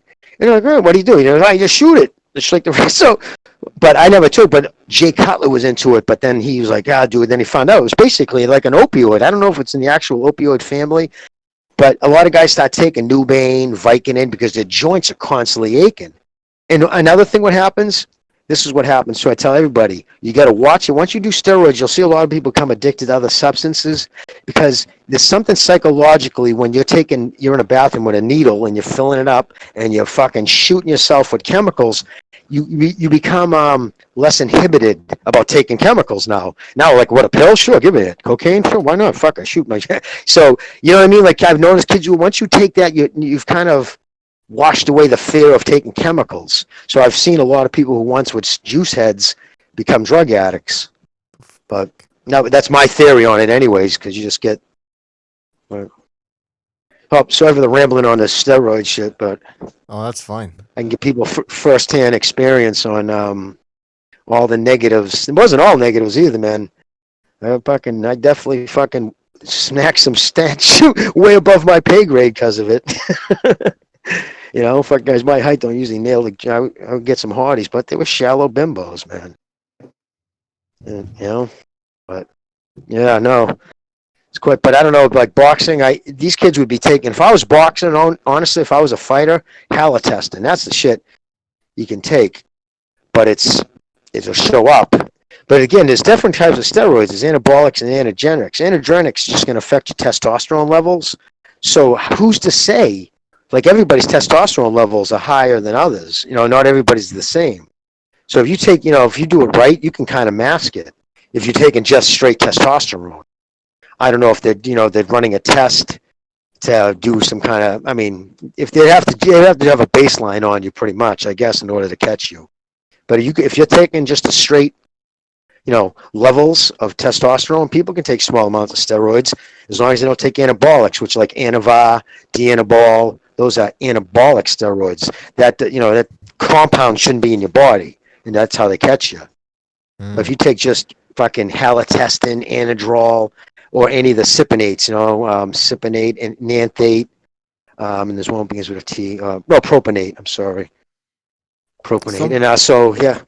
Somebody in the chat's asking, Jimmy, have you heard about trend bumps? No. If it's anything in the last 15 years, I'd be completely useless with it. Once I walked away from that lifestyle, I walked away. Like I don't even go to gyms anymore. I just train home and do, hockey or whatever. Because like everything else in my addictive personality, I just go everything. I abuse everything. Whether it's bodybuilding, I can't go to the gym like normal people, right? I had to fucking become a fucking, the freak, I couldn't just, seriously, I just can't do that. I have to always take it to the extreme. So I've had to learn, moderation, but that's how it's always been. Why did you walk away? Many reasons, basically because it cost me my marriage. I got caught with that stripper, and that was it for her. When she caught her sitting in my lap up at Matthews, and she whipped the fucking page off the side of my head on my phone or something. Oh, it was horrible. But yeah, it was just because it was that whole. I don't know. There's so many other things involved with that, but it's a very. And a lot of those people, and then on top of that, it was getting harder and harder to find shit that wasn't counterfeit.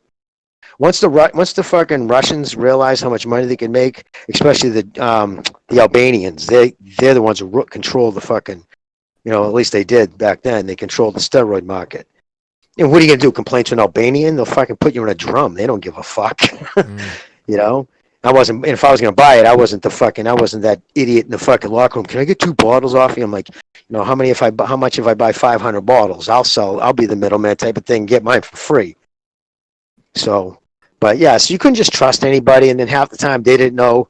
I got pretty good at noticing things like labels if they weren't 100, but you could tell ones that have been put on by hand. But when unfortunately, Chinese got into making it for the Russians, and they don't give a fuck. They were using machinery, so they would get all the looks. The cap wouldn't screw like a real steroid. The cap, when you grab it, it shouldn't turn. these things were being pinched on with pliers, so they would spin. You're like, well, that's fake. There's a little, there's all these little signs, but all the time though. And then even Dana White, he was selling fake steroids back in the '90s when no one was. How the fuck? Yeah, he sold actually. Kid from Westford, Massachusetts, a big fucking freak of a kid too. I can't remember his name. I said it, I think, before in the show. Ross Shea. He was a prick. But anyway, Ross he ended up with such a hematoma and infection in his thigh that they had to cut it out, and he lost a big chunk of his thigh. Could never compete again.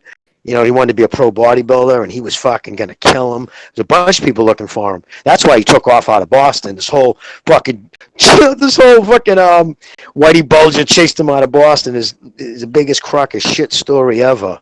Whitey Bulger didn't know who the fuck Dana White was because he was holding fucking boxing, matches at the Y for charity. Yeah, Whitey was shaking him down.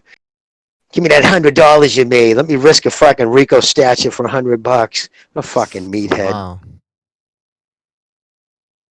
I don't think you like Dana White. I just dude. He I don't. also started in boxing, right? He's so fucking dude. Well, you don't do that to your grandmother. I'm about family, not even about family. I'm about loyalty. If you're my boy, dude, like we were out. Believe me, before you would even notice something was going ugly with somebody, I'd be smashing him inside the head with a glass. Because I don't give a fuck. Call me a pussy fag, whatever. Fuck out. I ain't gonna get a case for your dumb ass. But you try to fuck with somebody I'm with, I'll fucking stab you in the face with a fucking ice pick. I don't care. That's always been my problem. But I'm wicked loyal, right, to a fault. In this, especially with family. And that fucking prick, his grandmother, man.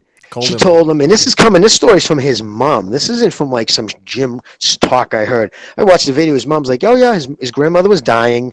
Dana found out right after the UFC took off. He had all kinds of money, including a private jet. He was too busy, his mom said, banging the ring girls. Told his grandma, what, you're having a hard time getting the right doctors? I'm bringing you out here. Nana, get your shit together, right? Get your, make everything right. And I'm going to send a car service. She packed her bags. She died 3 weeks later. She never even called her back. And that's the story his mother said. I might be getting wrong on when she died.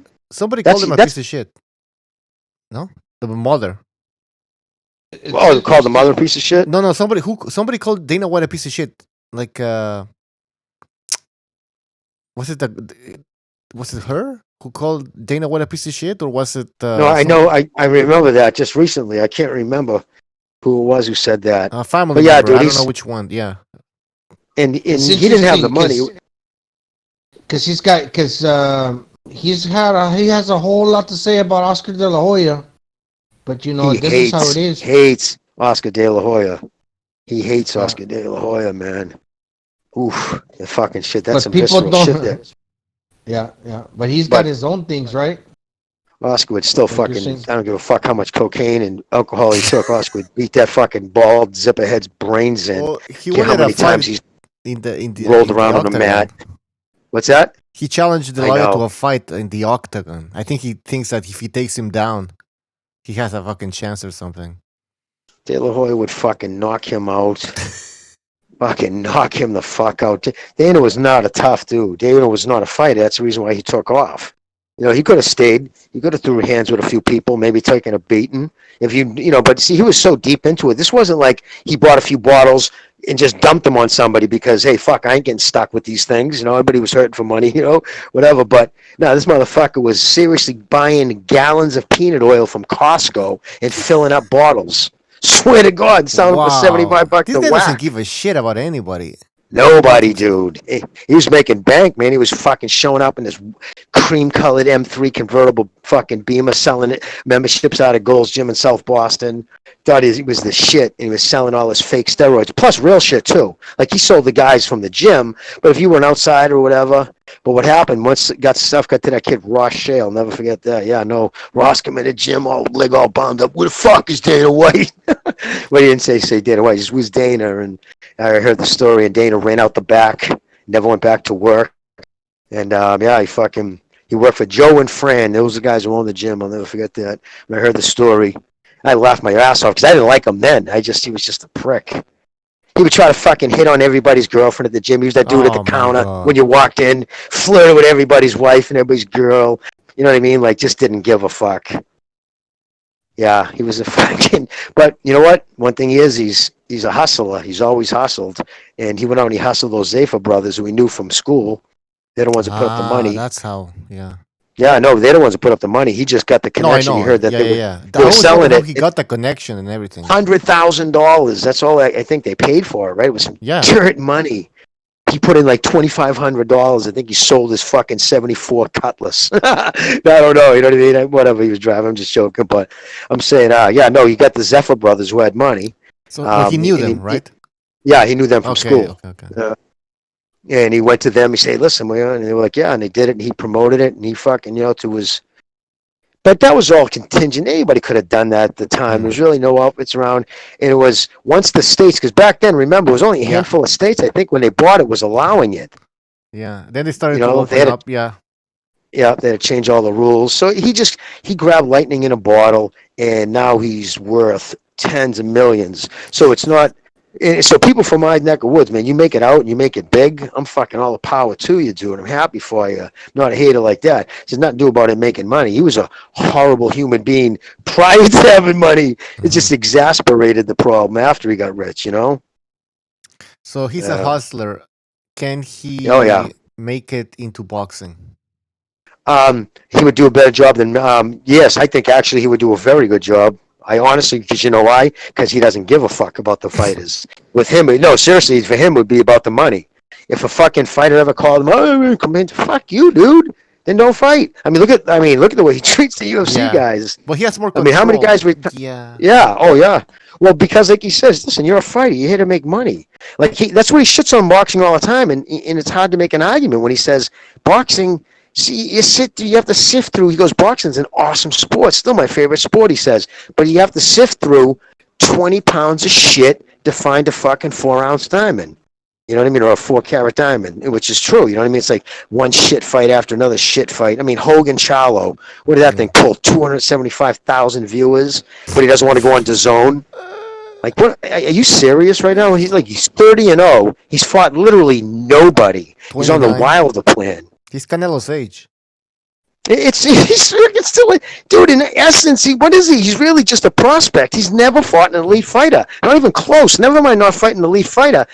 He's never fought anybody I think he's fought one person once who had above 50% knockout ratio, which in most of boxing is above that. That's, I think the average, most guys have around 60, I think the average is.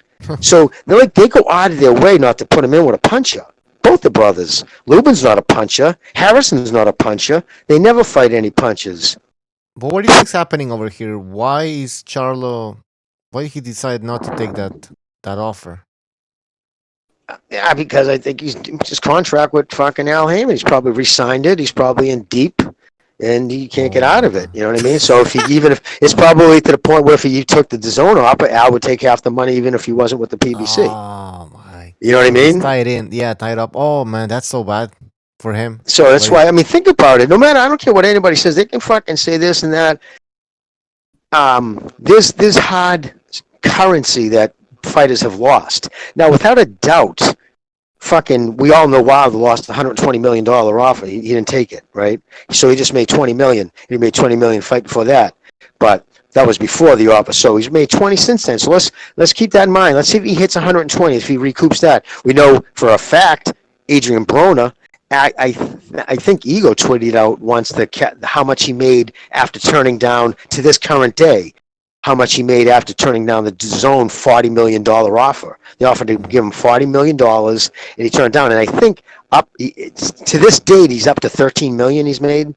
$13 million. So he's walked away with $27 million he left on the table to stand by Al. You think he did that other than it'd have to be a contract?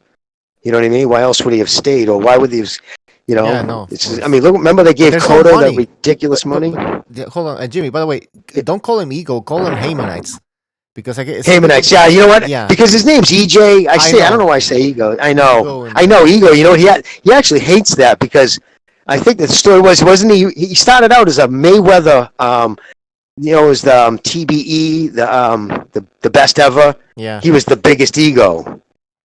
That's how because I asked him, I goes, dude, what did ego? Does that mean like that? He goes, no, man, he goes, the sound makes it sound like I'm cocky. He goes, this page was originally the biggest ego Mayweather parody page. I was like, oh, that makes sense. Jimmy, also, there's this guy on YouTube called Ego Boxing. I don't know if you heard of Oh, that. yeah, that fucking lunatic. So people, they might they think it's the same. Oh, shit. Gross, yeah. No, he's the complete opposite. Ego Boxing, yeah. He's called Haymanites. I'll post a link. Haymanites. Yeah. He's on Twitter. He's always wearing glasses. A lot of the fucking he put out his actual picture today at one point on his fucking page. I was shocked. I was like, dude, what are you? And he was like, I put it out for an hour. I was like, oh shit, what was that about? He goes, I don't know. He had it on his avatar. It's the first time he's ever done that. I missed him. I don't know what he looks like. He's got frog eyes. No. What's that? Oh no, that's the ego, dude. Yeah. It was him drink. He was drinking booze with a can of beer in one hand and booze in the other to the back. You really couldn't see his face. He had glasses on, but it's him. And I was like, wow. And he goes, fuck. Yeah, for people he was. Yeah, just to clarify for people who are confused still. Listen, there's this guy called at ego boxing _boxing ego_boxing. He's on Twitter. He's called Haymanites. He is not an LDPC individual. And there's Ego Boxing, who you guys all know from YouTube. Complete fucking clown. All right? Yeah. Okay. Yeah, he sent me, he sent, Haymanites sent me, he sends me some tweets, DMs me before he sends them out. He had a couple of good ones. I don't know if he sent them out yet, but yeah, the kid's a funny prick, man. He gets me laughing. And he knows he's boxing and no, dude, he does. He can see through the bullshit. All these numbers and everything, of course. Yeah, no, I'll admit, I ain't gonna lie, dude. I know he grabs for me a lot. He'll call and ask me, not call, but DM me and shit. He could call me. I mean, I met him once, but he'll DM me, and I've given him shit. And I know Steve Kim will feed him some stuff, but he knows his shit. That's the thing with him. Like he says, I'm so hated on Twitter by all the PBC fanboys that I can't ever tweet out anything wrong or say something like I have to make sure my shit. I have to tweet out facts, and that's what drives those fucking PBC fans crazy is facts. You know what I mean? They'll argue their opinion. Like some idiot today on his timeline was saying how Lomachenko and Giovanni Davis have pretty much the same fucking resume. Like, how do you even fucking respond to that? Yeah. Yeah. No, that's the thing. That's at some point. What can you say when somebody makes a statement like that? I mean, they're not gonna listen to anything. They're a lost cause. Why would the LDBC guys be loyal to the PBC? And I looked up at the roster for the PBC. A lot of fighters are foreign. Some are Mexican. They're not entirely all African American. Well, it's just because who runs the whole operation over there? It's Al Heyman. He's an African American, and that's why some people feel that there's some loyalty to well, look at Barbershop Conversation, Fred Hawthorne. I watched that video, the whole thing. Like, I never watched the whole thing. I watched 5 minutes here. I just can't handle more than that. But I sat down and watched the whole thing. The shit that come out of that fucking zipperhead's mouth, like it's cringeworthy. He says, he goes, I'm not radical. Would I have all these degrees? Al Heyman, I'm just like you. You and me are the same person, Al Heyman.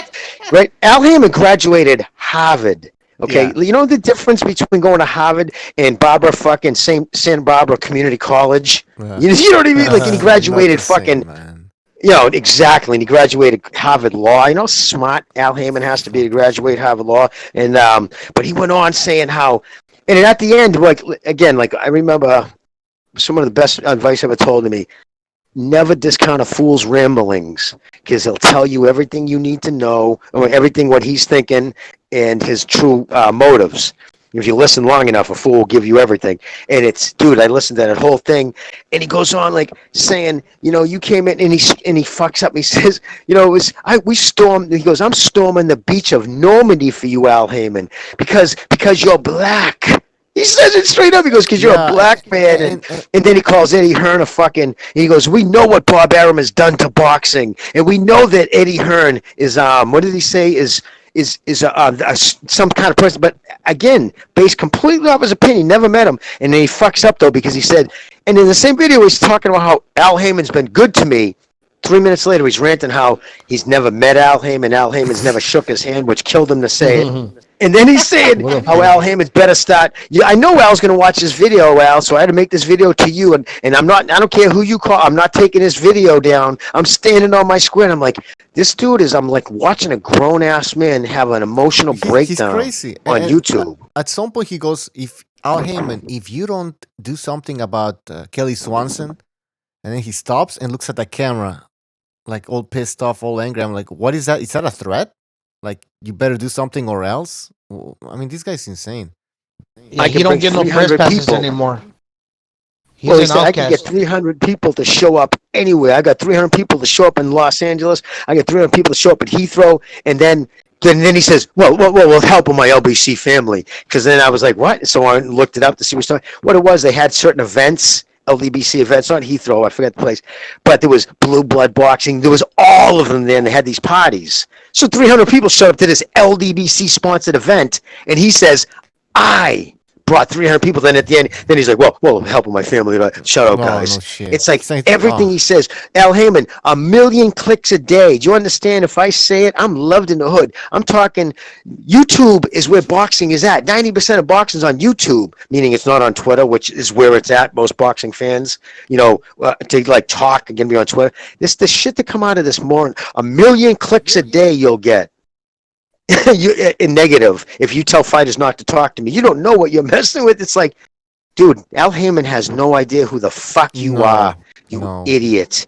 Do you think Kelly Swanson's going to bother Al Heyman? If anything, they'd be sitting around some restaurant laughing about you, going, oh, look at this video, look at this kid. This video's for you, Al. And Al would probably like, are you serious? Who is this kid telling me I got to hire white, but I better hire black people?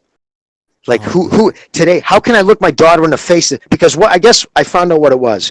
He was told he has to, in order even to get onto a PBC event and deal with PBC fighters, even in a scrum, he has to apologize for some of the things he said to Kelly Swanson. I guess he said to her, and I guess it was told to him through the Watsons that no, you're not going to be even invited into scrums with the fucking lowlifes until you apologize. So in his video, and to think they expect me, a black man, to apologize to a white woman. I can't look my daughter in the face. I'm like, you fucking bigot.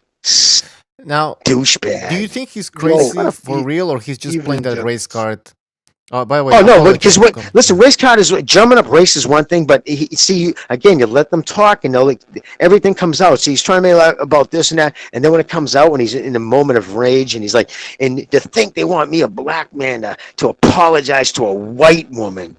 So it's beneath him to apologize to a white woman, you see? So, see what I'm saying? So it's like, okay, now his bigotry shown, really what it's out. So at the end of the day, that whole ranting video is about, how he's so offended that I've been doing this from day one. He's been fighting for Al Heyman with the passion of Malcolm X, storming the beaches of Normandy. Swear to God, this is what he said. Yeah. And I'm ready to die for this. Yeah, I heard that part. And why is he making this into like a war scenario? Like, who's he fighting against? See, this is the thing. He white thinks supremacy. He's a soldier or something. Go ahead, Apology. Go ahead, jump in. Yeah, white supremacy. That's what he's fighting. Exactly. Oh man. Like, really? He's on a crazy. boxing, you're gonna use a boxing channel to fight the system? These guys are insane.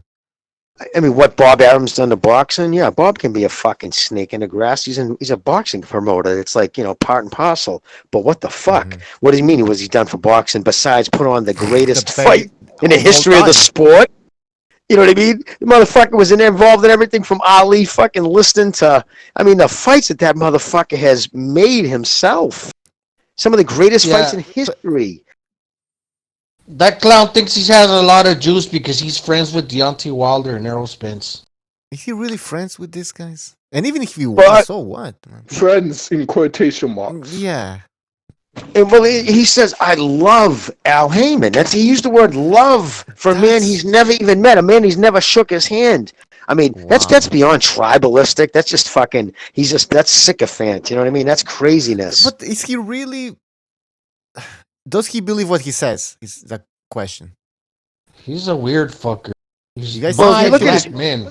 Any YouTube page, You can go to it says about you at the back of the page, and it tells you how many views your channel's had ever. And then there's another page you can go. Sam, what's that page, hon? That page on YouTube that you can look everything up on.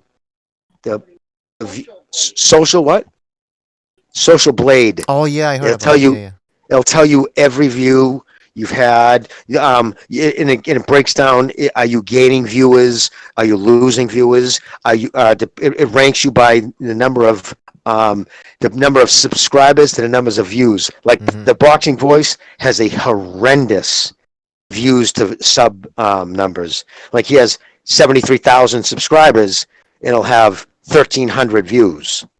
That's not good when you have 73,000. You have 7,000 subscribers, and you'll have 1,300 views. You know what I mean? Yeah. Some of your videos. That's what I'm saying. So you can. I put in his just to see because it's a bigger page, and all of them in the last few years are just steadily going down. Their subscribers, their views are going down. Barbershop especially, but total in thousands of videos over 4 years, that clown has had 23 million views, and he's telling Al Haymon, "You'll get 1 million a day." Like it's like, dude, the thing is, when you say things that are so easily checked, and then he catches him. Somebody goes, "Oh, and don't go by," because he said YouTube is shadow banning him, which they don't. That's not even what that means. Shadow banning means like on Twitter when you tweet something out. If you're a conservative, supposedly Twitter will just like shadow ban it, meaning nobody can see it but you. You think people just aren't interacting with your tweet, and they can do it for 12 hours a day. They were doing it to a lot of people. In fact, that guy, Senator Cruz, caught him doing it to him. So that's why Nunes. That's why he's suing. But anyways, it's not even a term used in YouTube, shadow banning. And so he just blurts out imbecile comments nonstop, and just things that are subjective facts that can be checked, and he's just a meathead.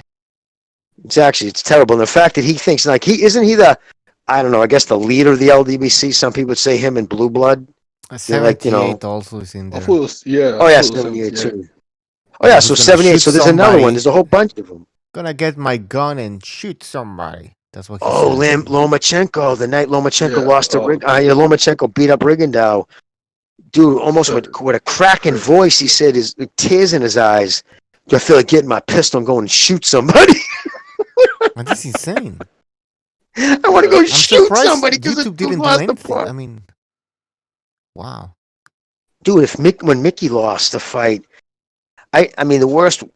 I mean, I actually got in a fight one night after we won a fight. I was so amped up out and fucking outside. And actually, the night I fought in Hampton Beach Club Casino out in the parking lot when he fought that Emilio. It was Fighter of the Year that was 2001. But anyways, it was never when if he lost a fight. I mean, I'm gonna go grab a gun and and I love him like a brother. He's gonna go shoot somebody over a dude he's never even met because of he hates white people so much. Think about that. His visceral hatred for white people is so severe that when Lomachenko beat Rigondeaux, he wanted to kill somebody. Wow. Let that. And this is a dude who did he did 10 years in prison, he said. So it's not like, this kid's already a convicted felon. So, I mean, that's terroristic threats. I'm surprised somebody will rat him out. I'm going to go get a pistol and shoot somebody. But he didn't say anybody directly. But yeah, that's insane. That's just insane. That's just hatred. They're bigots. Blue Blood, they're all bigots. They just fucking hate white I know people. these people are insane, and it's kind of scary, concerning, but they're like, nah, there's a lot of people out there that are crazy. What's more concerning is that some of these channels have a lot of views. So what does that tell you, man? Again, but know what it is. A lot of people just join. A lot of guys will click the subscriber, but they'll maybe watch one video, but they don't unsubscribe because his views are really not that good. No, yeah, I know, but it's still like when they live stream some of these channels, they have a lot of views, and this is why I think they have a lot of views.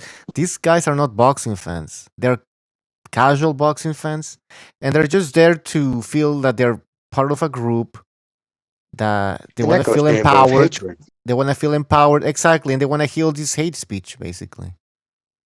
That's why they're there. But they're not real boxing fans. Like, they wouldn't show up on our show because, for the most part, we're talking boxing, and we talk about certain boxers that they don't even know exist because they don't watch it. And they wouldn't give the time of day, no. and none of their arguments, none of their points hold water. I mean, when they try to compare resumes, it's like, come on, man. Or how can you sit there and try to say, I don't care how much you like Deontay Wilder, how can you try to say he's even remotely, he deserves 50%? And they make hour-long videos. Yeah, on that. Talking about how he deserves 50%. I mean, how can you say that and honestly believe that? And talk about it for an hour. Yeah. Fucking, what did his fight at Wimbledon, how much did they say?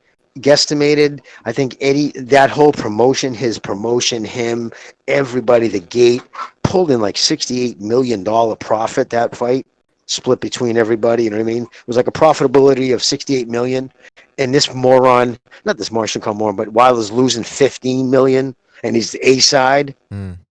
Smart you know what I move. mean? It's just, it's demented, and again, they have to explain everything by race, because that can explain when you have no answers. You just race is it's a fucking Band-Aid. Yeah, fixes all wounds. The race card. It's the race I card. mean, you think about it, they got away with it with other situations in their lives. So like maybe when they go outside, they argue with someone, they play the race card, and then everyone backs down. So if it works then, what now? Even Gary Russell Jr., he's using the race card right now on Lomachenko. He just did it a couple of weeks ago in a video, basically saying Lomachenko got that belt because he's white. And, you know, and it's like you're leaving out the fact that he beat you fucking belt to belt. You know what I mean? It's insane. And again, somebody said it on the show, I think it was you, Bucho, the other day when you said if Lomachenko was black, there would be monuments built to his greatness by the LDBC. They would pool their money and build a fucking bronze statue of him. It's true. I don't think I said that, but I agree with that. I said, yeah. But yeah, somebody said it on the show the other night. Wasn't it you, Jimmy, who said that? Well, no, I said something along, but somebody jumped in and was like, oh, they would build a statue to his honor or something. And it was the way they phrased him. Like, yeah, it's so true. I mean, you know what I mean? He's just such a talented kid. And it's just a shame because their hatred makes them lose out on liking good fighters.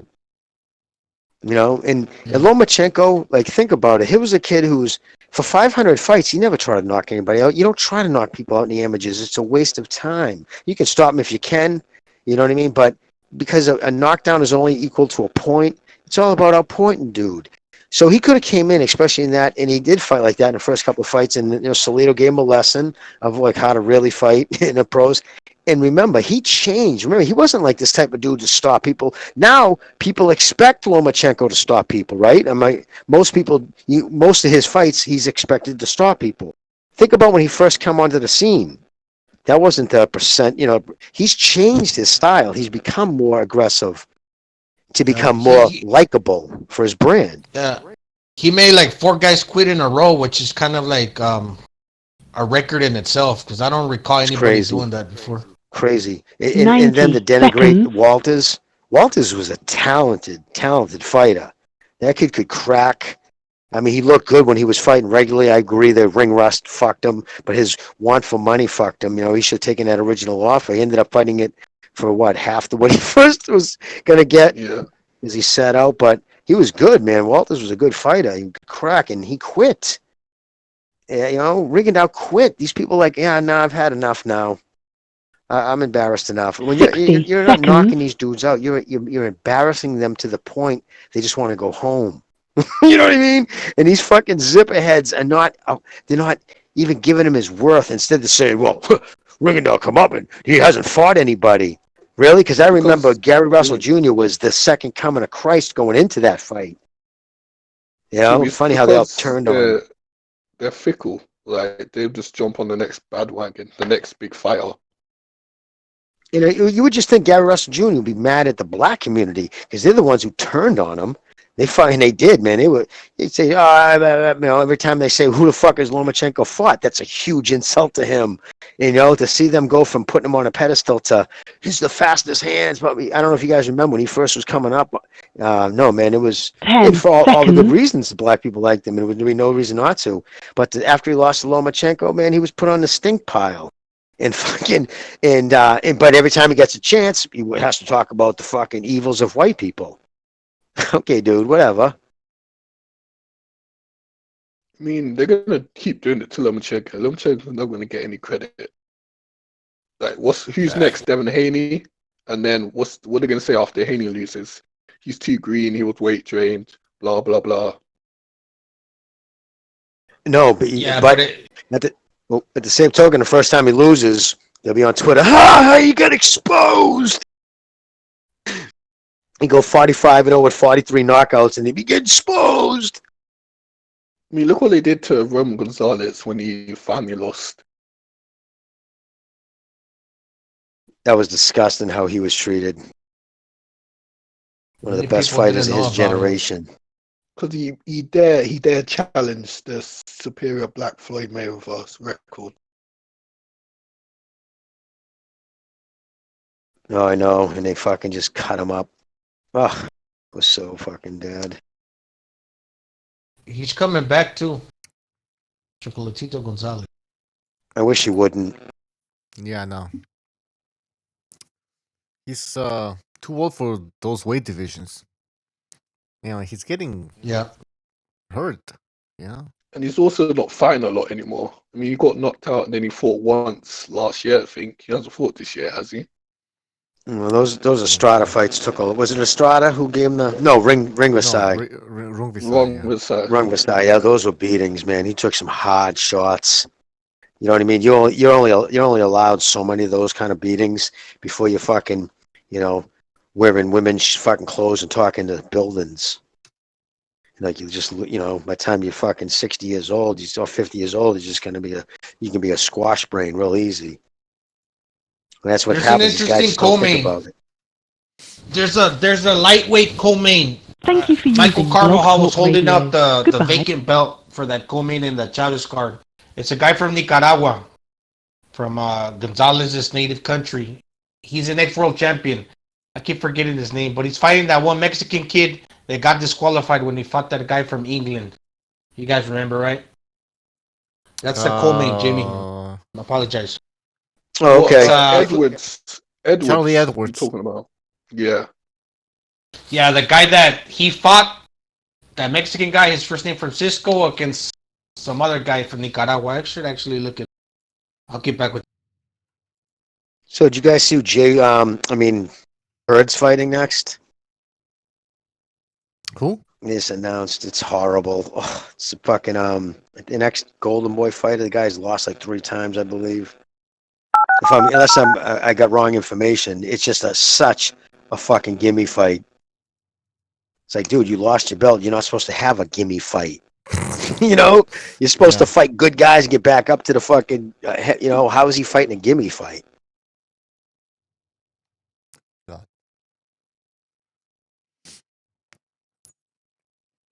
By the way, somebody wanted to call in. You can call in. Let's see. Let's see if it works. Your show will go live in 5 seconds. Got 4, that. 3, 2, 1. All right. Blog Talk Radio. 657. Can you hear us? 657. Hi. Yeah. How are you, sir? Happy holidays to you. You too, man. Guys, hold on. In the panel, can you hear the caller? No, I can't. But it's all right. No. You can talk to him. Just tell me what he says. No, hold on. I can fix this. Let's see. All right, go ahead, caller. Okay. Well, BDA Boxing, you guys have been one of my favorite channels for years. I'll tell you that much. Right? So I disagree with a lot of shit you guys say, but you guys are funny, witty, smart. I talk shit to you on Twitter. You're nice about it. All right. What I wanted to say, guys. You know, Wilder's the best heavyweight. I'm sorry. Like, you guys just seem to hate him. I don't get it. And I just wanted to call in and ask you. It's been bugging me, and I always miss the live shows. I'm so happy when I got home. I'm like, hell yeah, BDA's on. Oh wait, BDA live show, because I watch all your videos. Like, I'm a fan, and I hate it because we disagree. I disagree with you guys so much. I love you guys so much. I don't get it. Can I answer that? Go ahead. Well, I'll give you a list. First of all, his comments about getting pregnant. That's weird. I'm sorry, man. I'm for all four like different types and different sexualities, but that's weird. Second of all, he ducked Povetkin and basically conspired to make him guilty for doing drugs, which he didn't. Thirdly, he fought Stavern twice, and the second time he was a dead man walking, and he got caught with drugs, and he was allowed to fight. Fourthly, he fought Ortiz twice, and made him even older. What's the word I'm looking for? Made him weaker just to fight him, and he still almost lost twice. And finally, he didn't fight Klitschko when he could have. So there you go. To this day. Well, I mean, come on, like, but you don't like him, like, you know what I mean? I gave him my reasons. No, I don't like him. I gave my reasons. Also, he's a thug and he's cringy. It doesn't really matter if we don't like him. What matters is if you're probably angry. Well, not angry, but you disagreed with the fact that we criticize Wilder's resume, right? His record. You guys it's like an echo butcher. Well, I criticize Wilder's record. I don't think you say he's the best heavyweight. I don't think he is. He couldn't even beat Tyson echo Fury. when you speak. All right, go ahead, guys. You take the call. Well, could Wilder knock everybody out right now? Yeah, absolutely. Could Wilder be the best heavyweight in the world right now? Meaning, could he take on Joshua, put him out cold? Of course he could. There's nobody Wilder can't knock out with that right hand. But you can appreciate that. I can appreciate he's got the hardest punch in the heavyweight division and probably one of the heaviest of all time. And I'd be honest to say that because the way he's just, this height built. But then you take away his inside game or lack of it, his atrocious footwork, his windmill hand-breaking punches. Then the fucking, this is now, let's take my emotion out of it, okay? Let's, like Haymanite says, let's deal with facts. You look at, this is now statistical fact. He's fought 2 top 10 heavyweights, all right, in 4 years as the heavyweight champion, as WBC heavyweight champion. That is statistically the worst heavyweight resume of any WBC champion who's had the heavyweight belt for 3 years or more in history. No other heavyweight champion has had such, literally he's fought 2, Severn and Fury. That's it. None of these guys were ranked top 10. Listen, I understand he's a victim of his time, but at the same token, he never make an attempt. He wasn't trying to fight anybody outside his PBC, and because of that, now it's reflective in his numbers. Because again, you can spend all that money on that golden fucking Power Ranger suit he came into the ring with. You can fucking, you know what I mean, go online, sell people you're gonna kill, blah blah blah, talk all the shit. But when at the end of the day, fans are gonna respond to fights that you have a chance of losing. When you're the fucking Vegas odds-on favorite every time, and you're fighting fucking bums, it's going to show in the payout. And why do you think? Almost lose. Why do you think? Just think. Wilder comes out like the Statue of Liberty. He comes dressed out like the Statue of Liberty. And remember Mike Tyson? He didn't even wear a robe. He didn't even wear socks. And look at the difference in popularity. He would come out with a towel, with a hole cut in it. You know, he's making $30 million. He's got a towel with a hole cut. Because that wasn't. Here's what I can appreciate, though. All your guys' points were legitimate. And so it makes sense. And thank you for clarifying your comments. I have mad respect for you guys. I disagree, but we're boxing fans. And that to me is a brotherhood. I don't get this LDBC shit, even though I do listen to their shows. They're hilarious. You know what? I'm a boxing fan, man. I don't draw I'm African American. Who gives a shit? You know what I mean? I'm from New York. I'm from New York too. So like as one of you guys sound like. So we have a brother. I'm from New York too, man. Peace. I'm gonna respect you. You guys. sound like Dougie Fisher. I'm gonna respect you guys. I'm sound gonna like be a fan of you guys. Yeah, you've called in before too, right? You've called in before, right? Yes. I've talked with you before. Yeah, you know your shit. And again, listen, there's nothing personal. Like Deontay Wilder, if he kept his mouth shut, like, listen, and when I say kept your mouth shut, not like, be subversive to anybody. I'm saying, like, don't talk about killing people, crippling people. Again, he didn't have the right promotion, but listen, he has character, charisma, right? He doesn't, takes over the room. I like the story with his daughter. He had all the things. If he was promoted properly and actually took on the right competition, bro, he could be selling fucking 90,000 seats. It would have been nothing to stop him from doing that. But he has the wrong promotional people. So a lot of times you hear the visceral being spewed towards that way, it's not actually towards Wilder. It's so much as it is the people who handled him and how they guided his career. It's nothing personal against him at all. I have nothing personal against Deontay Wilder at all. Wish him nothing but the best, Well, I appreciate you. I hope guys, Deontay Wilder gets knocked I'm gonna out. continue to be a fan. Same. All right, thanks. Continue to be a fan. All right, thanks for the call. Thanks, brother. Hey guys, did you hear the caller echo? No, I hear you you echoing when you're speaking. Oh, it's just me? Yep. Yeah. Okay, not the caller. Okay, perfect. I need to know this stuff. All right, go ahead. You talking to me? Me?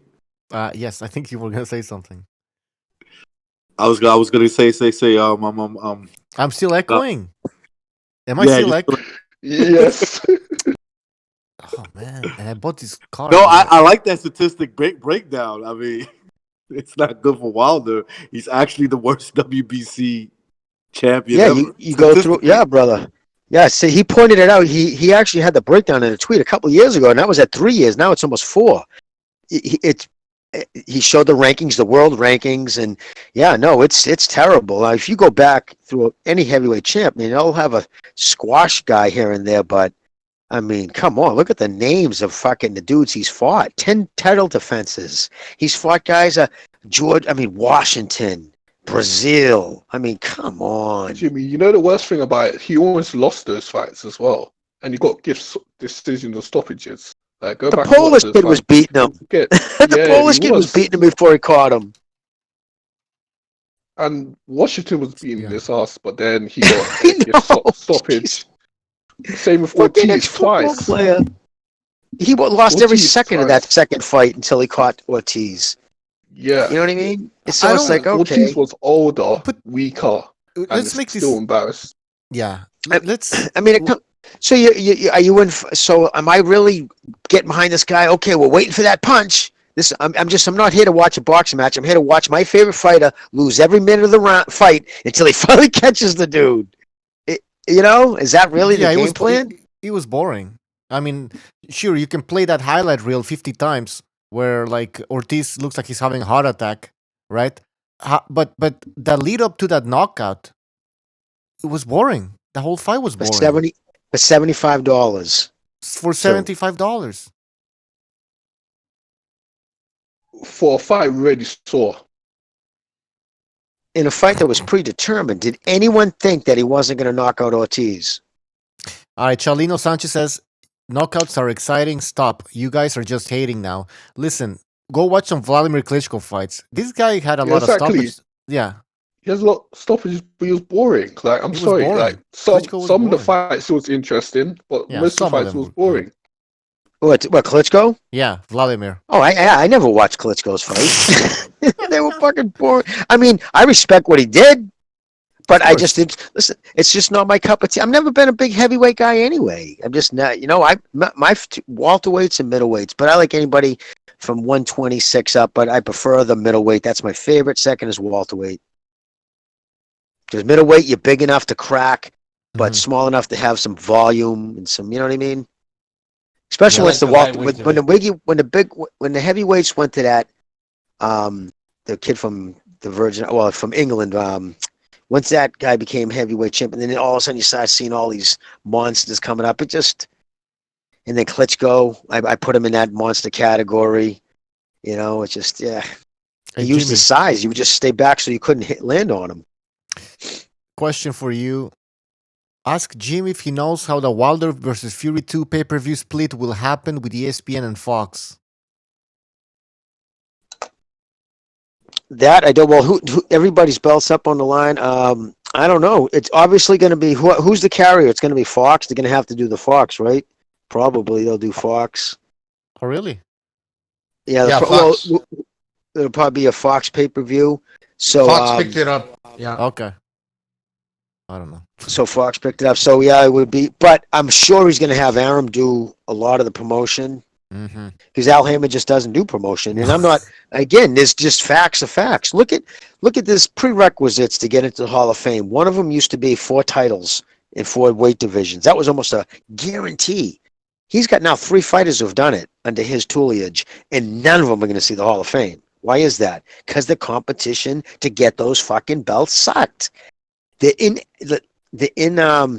sporadicness of the fights.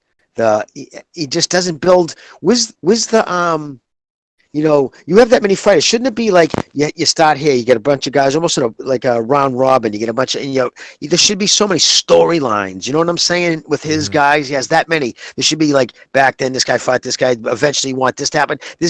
Nobody's fighting for nothing. Everybody's just trying to pick off the fucking easiest title, beat up another guy. You got 2-1 favorite to beat, and eventually work your way into a fucking fight with somebody from another promotion who will actually promote the fight.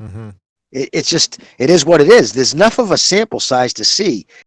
When you don't have a real promoter, when your promoter gets paid the same whether you sell 2 tickets or 20,000, do you really think you're going to have a sellout? You think they're going to hustle? Come on. And it shows. PBC has still never had a sellout. Really? They never had a sellout. Not even Porter Spence. Sorry, guys, my dog pulled the headphones right out of my ears, man. But he's never had a sellout ever. They never had a sellout to Barclays. The closest they had was back in 2017. When did it was Thurman Garcia? That was the highest rated fight, and they had the most views, and sold the most tickets. That was on which network was that one? That was Showtime back then, I believe. It was Showtime, yes. It was still free boxing back then, but it was Showtime, so it really wasn't free. It had to have this, but it had they sold 15,000 tickets, and the Barclays sits for boxing. It sits, I believe, 18,103. I think I've read before. So that was still the biggest fight, and it still wasn't a sellout. Where Triple G, kid from Kazakhstan, was selling out Madison Square Garden in record time. Why is that? Because fucking Tom Loeffler did it right. Promoted him right. Yeah. Signed him 3 times a year. Remember that, Jimmy? Yep. 3 times a year. Yeah. Signing deals with different companies. Getting that booze company, the watch company. He was doing shit. He was getting his name out there. You go to his fights, man. He had so much. I went to 2, and he had there's so much fucking paraphernalia, Triple G paraphernalia. It's nuts. So he flooded the market with that. He did good with that. So, but Tom, that was he had it coming too. He had it coming because he was being avoided for such a long time. He was his own old promoter. Blocked him from fighting Felix Sturm. So, yeah, he did have it coming. I mean, fucking, what's his name? Frotch said, Triple G, you don't fight him, you swerve him. He straight up said it. Fucking, this is from 2014 to 2016, 17, that timetable, 2013 to that time, 2017, those 4 years, that's when Billy Joe Saunders, at a press conference, looked over at Eubanks Jr. and said, Triple G would beat you in me on the same night right now, and you know it and I know it. I mean, if I had professional fighters say that, you had Canelo, I don't give a fuck that he robbed him once and maybe got a draw the second time. He said, no, I'm going to give up my belt. I'm not fighting him right now. He'll beat me. He knew it then. He needed to get some more fights in with guys big or whatever, but he just needed the Triple G to get older. And it was right after fucking he went the distance with fucking Charlo, Jacobs, and, I'm ready to go. because there was nothing confirmed until after that. He was going to wait until he stopped knocking people out. That was 100%. Everybody knew it. The minute he stopped knocking people out, that was when Canelo was going to fight him, and that's when he signed to fight him. Prior to that, take the belt. Here you go. To give up the WBC belt, the Mexican, to give up the green belt is huge. And he caught a lot of shit in Mexico for that, too. Now he's getting the royalty treatment by the WBC. Oh, Christ. Cotto gave him $500,000 not to fight him. Paid him $500,000 in cash to walk away. Speaking of WBC, what happened with Devin Haney? Is he the champ? Is he not the champ anymore? He's the champion in recess. He got a shoulder injury surgery. They made him the champion in recess. So there's a franchise champion and a champion recess. Boxing. And they're gonna fight for the title. Fortuna is gonna fight who? Pucho for the title? Not sure. So wait, there's a title recess, and a Luke Campbell. title. Luke Campbell and Fortuna. Right, Luke Campbell. They're gonna fight for the title. So wait, Gonzalo, there's a title recess, and a franchise title. Yeah, and there's also interim titles. It's a joke, man. Don't even bother. Champion Emeritus. Understanding this. Yeah, there's a whole bunch of titles. Nope. Talking about like Triple G and comparing him to some of the PBC fighters and how they're promoted. Good example over here is Errol Spence Jr.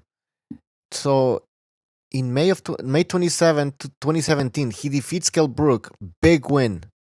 That was his only fight of the year. They didn't build up on that. Then on January 2018, he fights Lamont Peterson. Then later that year, he fights Ocampo.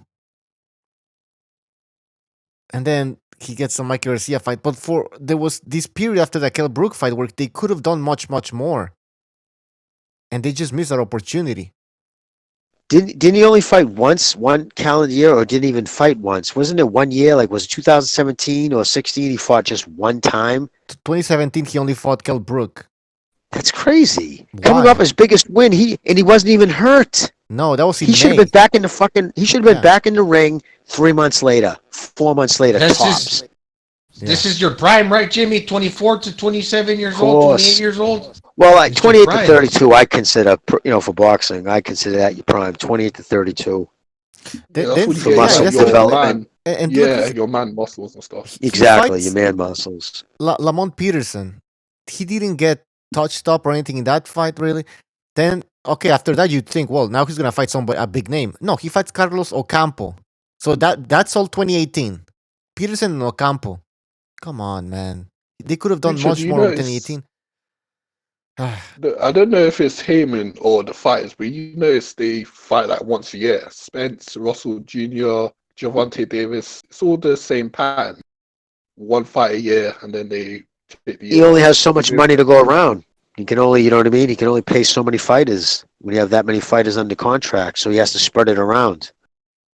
But imagine knowing you're going to sit on the shelf like Thurman. He lost to Pacquiao. When was that? January? No, was that like a while ago? Wasn't that last November? What, January? Yes. So it was January. It's been a year. And he was coming off 2.5 years. So what is he? And Thurman's actually fought once in 3 years? No, it couldn't be that long. I think it was like around summertime. It can't be that long. Not that long ago. Well, but point being, he had one warm-up before that, and that was his first time back in the ring in over 2 years. Pacquiao? So his prime is going out the window. No, Thurman rather. Now Spence, who knows? I'm hearing he's not coming back until the year after next, 2021, if he comes back at all. Wow. Thurman's. No. Well, no, I was talking about Spence and that. That's what I heard from somebody, and actually. Well, Spence is training now. He's already went back to training. There's a video. I mean, he's already in the gym. Well, there's a video of Ruiz losing weight, and we all know how that turned out, so I'm not trusting any videos. He's not gonna fight any elite level competition anytime in 2020. I'm gonna tell you that much. And then again, now put yourself in Al's position there. How do you pay him? Who's going to pay for fucking to watch him beat up stiffs? There's only so much you're gonna, you know what I mean? You can't put it on pay-per-view. But the thing is, he's just done 2 pay-per-views, so now he's gonna come off pay-per-views. In a weird way, Jimmy, in a weird way, the fact that he was in an accident, a lot of people are gonna be intrigued to see what's going on with him. Yeah. Oh yeah, no, it'll get views, but I'm saying like the pay, like he's gonna to fight a bum. He's still not gonna be able to put on a pay-per-view, so therefore he's not gonna get paid. He's gonna be taking a huge pay cut. Which that will usually be the motivator to get him in against somebody quicker when he needs to get paid.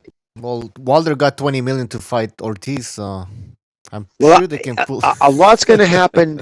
We're going to see what happens. One or two things going to happen by next year when the budget when the Showtime budget comes back, and I think they land and they kind of know by the end of this month they'll know what it's going to be, and then they usually plan it out how they're going to spread it out over the year. But that's why Showtime always goes dead this time of year. They've already run out of their money. But who knows? I don't know. If I was Espinoza, after the way he was treated like a fucking redhead stepchild, I'd be like, go fuck yourself, man. Go fuck yourself. Deal with all your guys on Fox, bro. Let's see Fox give you all those nights. Let's see Fox, so if that was the case, he's fucked, because the thing is, Fox isn't giving him any more money. That was a one-time $50 million deal. So next year, he's still going to fight on Fox, but he's going to come up with all the money. The only working budget he has right now is Showtime's. And if Showtime's pulls half that back with him, Showtime says, nah, we're not going to go so heavy this year. We're not going to do any pay-per-views, and we're only going to do half the slots. So here's half the money that we gave you last year. That means half the fights. So he's so dependent on what Showtime's going to do. But the problem is you just treat him like jerks. So that's why it's still for sale. And I would not be surprised if we hear in the next few months, like say Dana White owns the PBC. I was going to something like that. Yeah. Wow, man. And he's going to walk away fat, rich, and stupid, and just walk away from boxing. Now, Espinosa, now you said, like, let's say they cut the budget. Why would they do that? Because they don't see any more revenue out of that? Well, because Showtime lost a ton of money last year in boxing. Okay. Because they paid for that $20 million. They were paid half of Wilder's fee. I heard they paid half. They went to for $10 million, because you got a $20 million payday to fight Brazil on Showtime. So there's no licensing fees. There's nothing. So that purse had to be covered. That's cash money too. That's not deferred. So that was hard currency. So Showtime, you add that to what they made. So Espinosa still has to answer to somebody. There's budgets. There's there's probably some spillage that they're allowed to lose. But when you start losing big money on fights, they might, and then they're gonna say, he knew he was gonna lose money. Remember, he probably went to his ups and said, but don't worry, because when he fights Joshua, that's on Showtime. Yeah. You wait to see the tsunami of money that's going to roll in. And then Joshua lost, and then and now he's, you know what I mean? So then that's why the next fight, when he had to fight Ortiz, they went to Showtime, right? And because at first they didn't want it on pay-per-view. They knew it wasn't pay-per-view worthy. So they went to Showtime. Hey, listen, can we do another $20 million like we do with Brazil? But this time you're really going to get it, right? Next to, and Espinosa said, nah, we're not going to do it again. So why was Espinosa willing to do it with Brazil but not with Ortiz? Of course he would have done it, because he was told he couldn't. That wasn't Espinosa's call, total on his own. That was someone above him saying, no, we're not losing, we're not putting another $10 million into that fucking bonehead to see him turn around and fucking not fight somebody again. So who's to say? I would not be surprised. Listen, it's writing on the wall. I think Showtime's going to get out of it to begin with.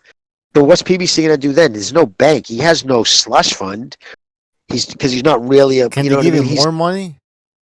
No, he's going to have to get another influx of cash. He's going to have to get like another investors group. Because remember, he's a boxing. He's not even a promoter. He's just a manager. PBC Essence right now is just a name on an advisor's door. If you think of the PBC, all it is you go find a little fucking 2-room office off fucking one of the suites in Las Vegas, and it's just him and some woman, but he's never there anyways. But it's just like a 2-room place, I was told, and it says PBC on the door, and it's just an advisory company. So Wow. I don't know where he's going to come up with the money. You know, he ain't going to put his own money into it. He never has. The PBC, they're trying to sell it, right? Did I hear? Oh no, it is for sale. Yeah, it is for it's sale. still for sale. How long has it been for sale? Yeah. I mean, back when they had like rings, and remember that was the reason why they wanted to make all that stuff. See, that it would have been worth something if his initial plan, and he put everybody out of business, and he was running a one-man show, and the PBC became the UFC 2.0. You know what I mean? Then it would have been worth something. You could have been selling it like the UFC, like I own boxing, but that didn't happen. Now all he's selling is contracts. He's got a bunch of inactive fucking fighters who don't necessarily pull viewers. You know, I know people say, "Oh, they're at the top 5 American fights." Yeah, but it's like a post I saw some tweet the other day, and it's like, yeah, but none of those fights made money. So that's the bottom line. Yeah. When it comes to like, these fanboys, they all look at how much these boxers are getting paid. Yeah, but how much is that money? How are they making a profit? You know, that's a real question. Pete, you can jump in if you want. Welcome to the show. What's happening, boys? What's up, Pete? Talking some PBC here. Pete the Greek. But anyways, yeah, it's gonna be interesting next year. See what happens. See if Heyman finds some more money from somewhere. Wow. You know they'll be writing on the wall if you suddenly see a lot of fucking PBC fighters jump ship. I know Mikey Garcia did, right? Now, I don't think it was a one-fight deal. I don't know, but I know he's with the DAZN now. That happened quietly, kind of under the radar. Because his next fight, he's fighting.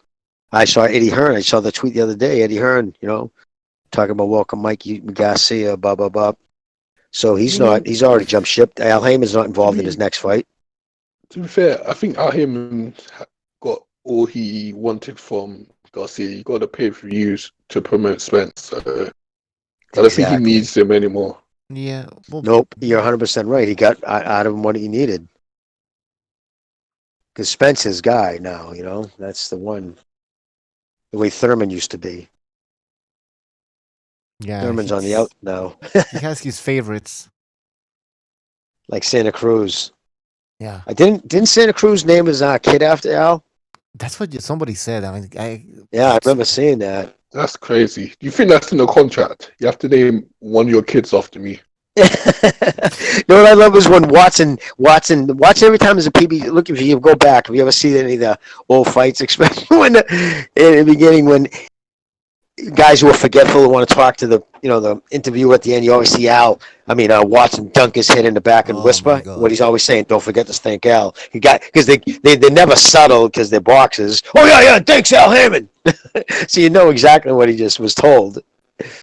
Make sure you thank Al. That's what you do, huh, Sam? Is that something Al Heyman wants? Like obviously, yeah, but well, it's probably Sam's. Like it's a little bit of Sam like sucking up to Al too. You know, because who's Sam Watson without Al Heyman? Who is he?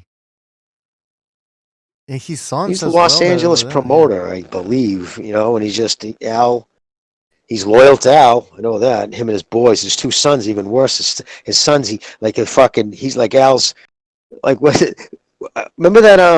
There was a cartoon. Was it Family Guy when the Baldwin brothers and he's breastfeeding all his brothers. He's like, Steven, get in there. You're the weakest of all. I remember that. Alec Baldwin's feeding all his brothers off his tit. You know what I mean? And it was funny as hell. And I was thinking, that's the Sam. That's like Al Heyman with the Watson and the 2 sons. Get in here. You're the weakest of all. Like, what about those 2 knuckleheads? They both wanted to be professional baseball players, and that went to fucking south. So now they're just promoters. They riding their dad's coattails or riding Al's coattails. Wow. And I remember the PBC when they had the stage, the entrance, the music. You know, Hans Zimmer was fucking making he made the. I don't even know what happened to that song.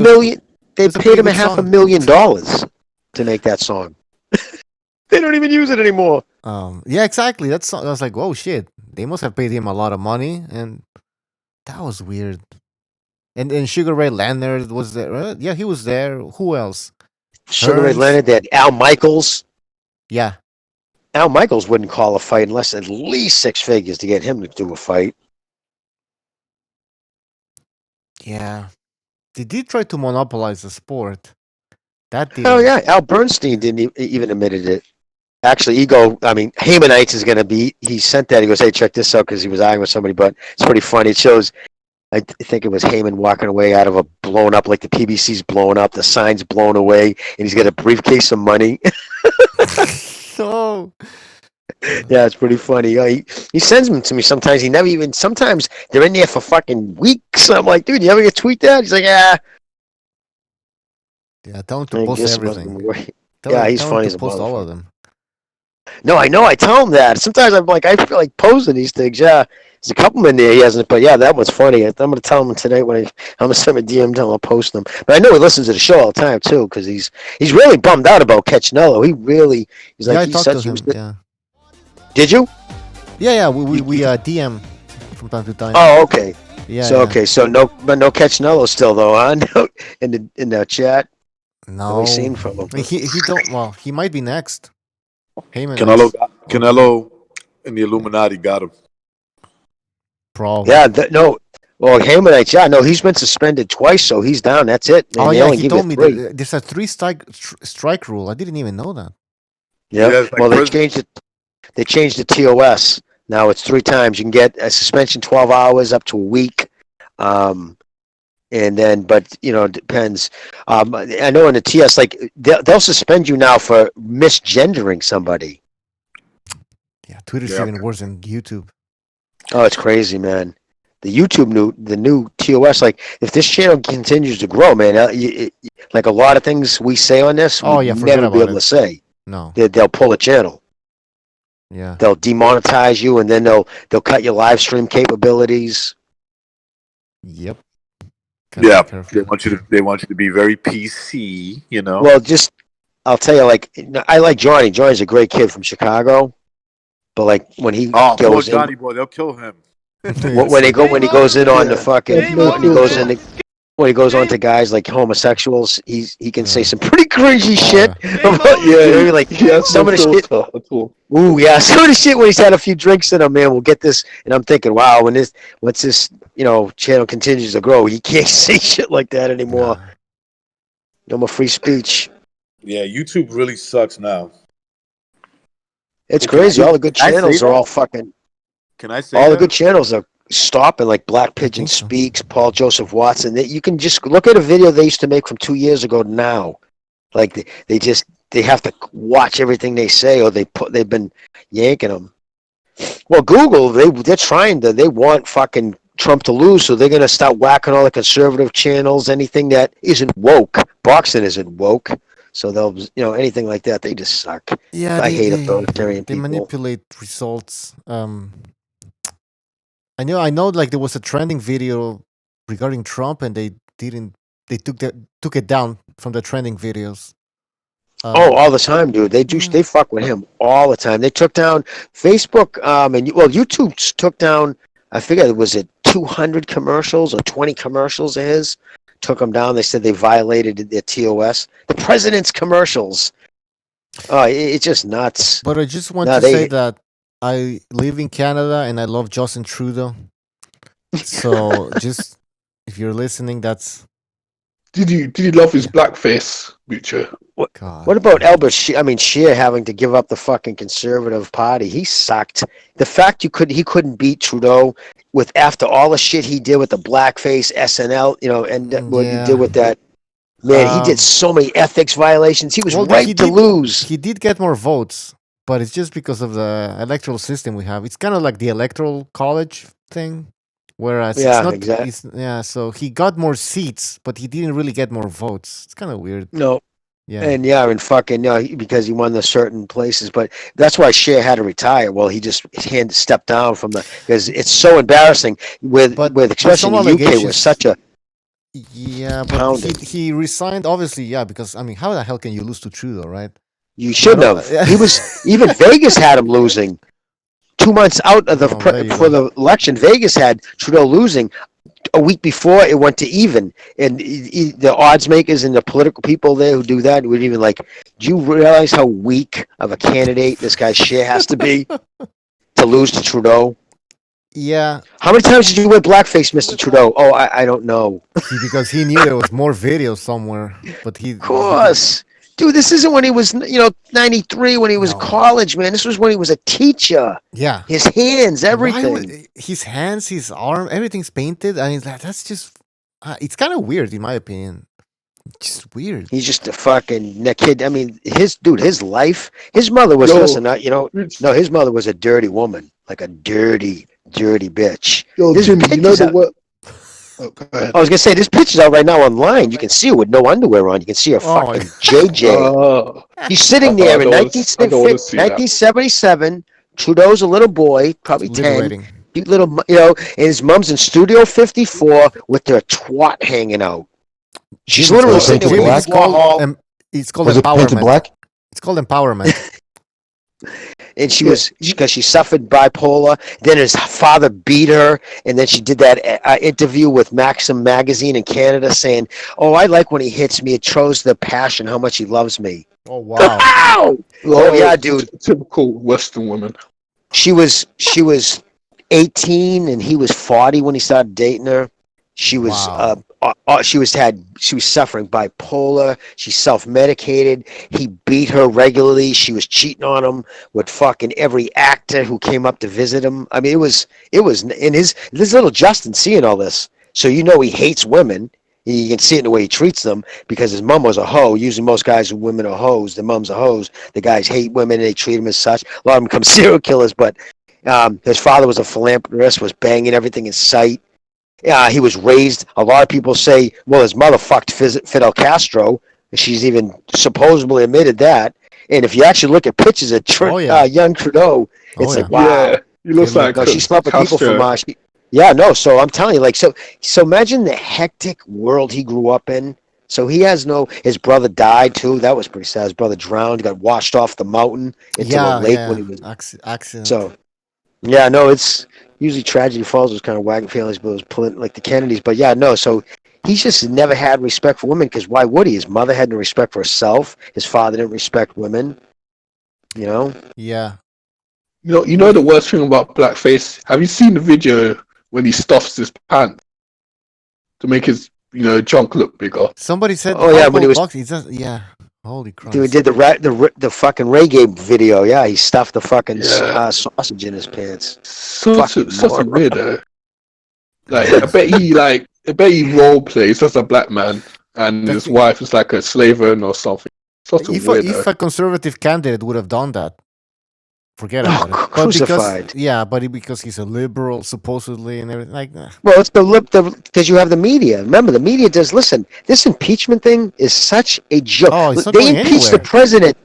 They impeached the president for obstruction of Congress, not obstruction of justice, because it wasn't a criminal charge. For doing the same thing Obama did 11 times.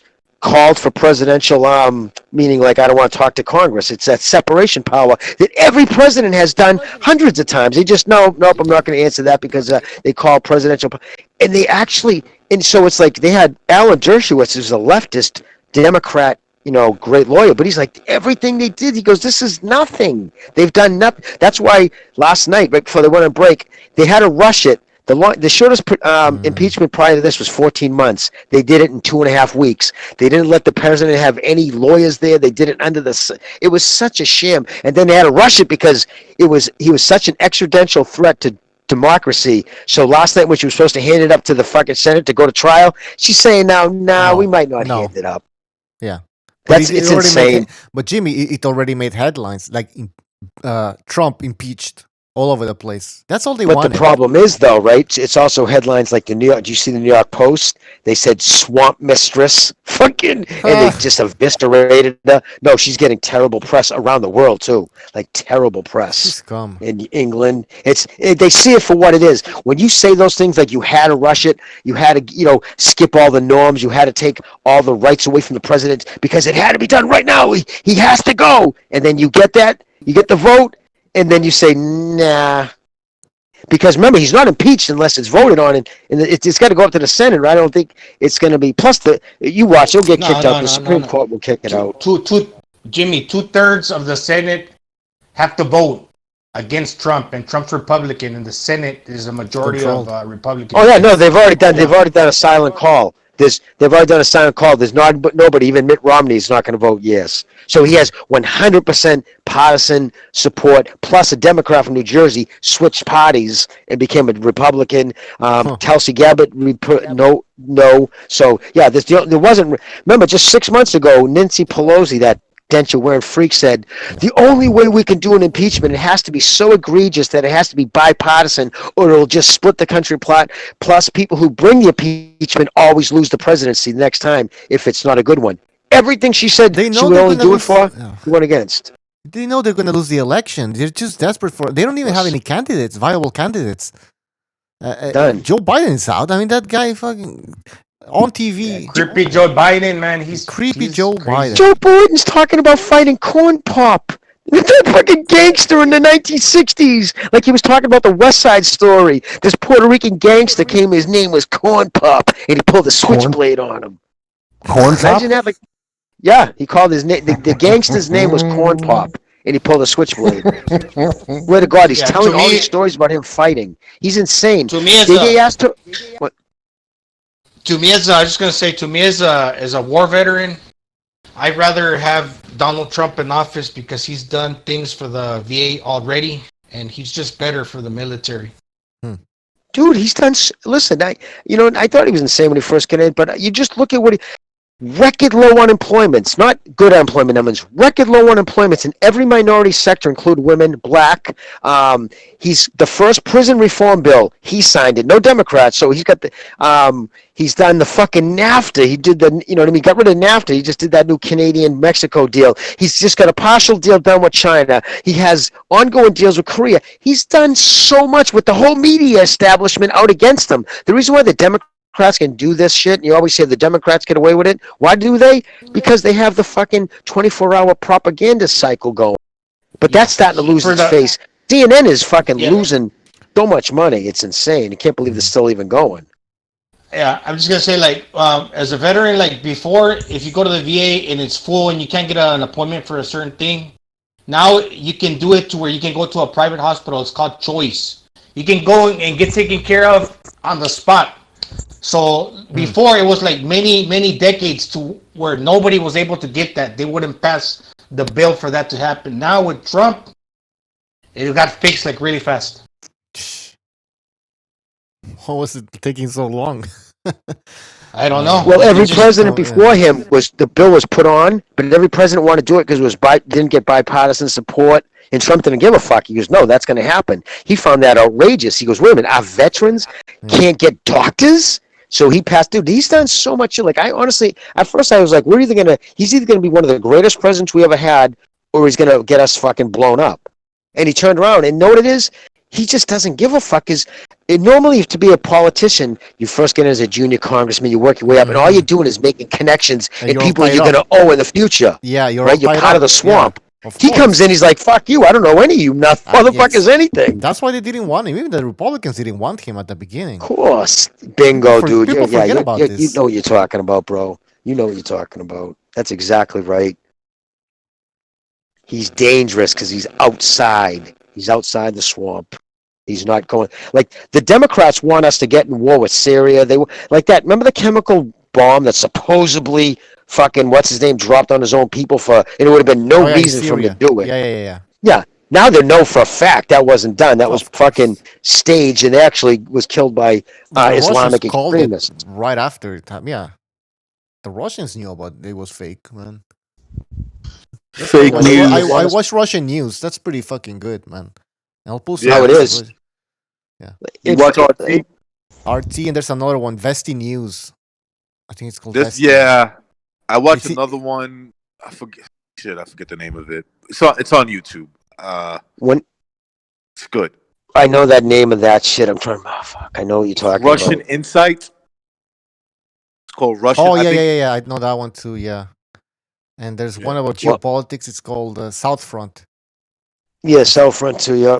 Well, for me, when he fired Bolton, that was huge. I'm like, wow, awesome. Because Bolton, they wanted him to fucking get in a war with fucking Iran. He's been begging for a fucking war with Iran forever. And Trump kept saying, no, no, no. So finally he had enough. He's like, you're fired. So, he didn't lead them dude, anyway. people don't realize if Trump would have went to war, he loses 100% the re-election. He's not that popular. I mean, he's popular within his base, right? But he's also hated on the opposite side. They'll use a war against but him. actually, right now, this time in his presidency, right now, matching head to head to Obama, his approval is higher than Obama's was Obama after Obama's going into his first election right now this week. 2 points higher than Obama's. In the economy, there's no. I mean, put it this way: my 401k never. The highest it went was 4 points higher under Obama. Those 8 years of Obama, it never went anywhere. It went up and down 4 points either way. It's up 18 points higher than its highest point under Obama. I'm talking. That's tens of thousands of dollars more. My 401k is worth now. It's insane. I saw that. I'm like, wow. It's just crazy. The economy's soaring, record-breaking. Fucking right now, as of July, we're in December. As of July, he's overseeing the largest economic expanse in United States history, and that was of July. But these are things you don't hear because the media won't say it. This guy's doing some crazy fucking shit. Crazy shit. I think he's gonna go after the cartels. Right? No, I wouldn't doubt it. Because these are all things he was told no. No, he's well. We'll do a second Renaissance show on that. Yeah, we should. Yeah, I know shit. We could be into that forever. Yeah, but something's gonna happen. Just tell you that. Something's about to go down. I'm surprised nobody's taken. I'm surprised one of these whack job leftists. Well, it's going to show you their soy boys ain't got the stones to squeeze a trigger. But I'm surprised nobody's tried to take a shot at him yet. Yeah, that's me too, man. Because the hatred, like he was just saying, Apology was just saying, the fucking hatred's so. I mean, you could blame anyone. You could blame anyone, like a liberal, or it was an angry Mexican, or it was I don't know. They can just take a patsy, anyone. APK Ultra, brainwashed fucking guy, pulls the trigger. I don't know what happened. Where am I? But anyways, guys, we should end the show, I think, because the fight's already started. Yep, it's 8 p.m. All right, guys. All right, gentlemen. Yep. Peace. You guys all be safe, man. All right, take care, guys. And everybody in the chat. All right, guys. Let me just tell you in the chat, tomorrow we have a show with Mr. BDA, a pre-fight show before the Charlo against Harrison fight. So stay tuned for that. And yep. Let me give my quick prediction. Charlo. Go ahead, Corn Pop. Corn Pop, go ahead. Well, that's tomorrow, Corn Pop. How dare you call me Which that? fight? That's your new nickname, bitch. How dare you, Pete? I'm going to find you. I'm going to Florida Saturday. I'm going to find you. I know. You're bringing a switchblade. To this day. Bringing all my Puerto Ricans. Oh, shit. Come look for you. Anyway. Come on. I got Charlo.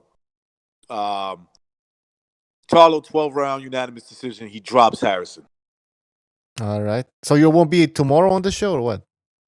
I'll try, man. I'll be in Florida. Oh, right. So you're actually going to Florida. All right. Good for you, brother. Yeah. Vacation or?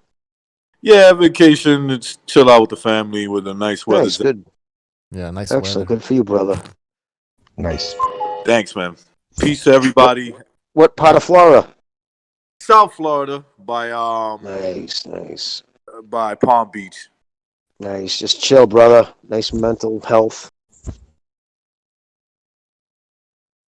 You know we've been fighting 400 and still fighting to this day. All right, guys.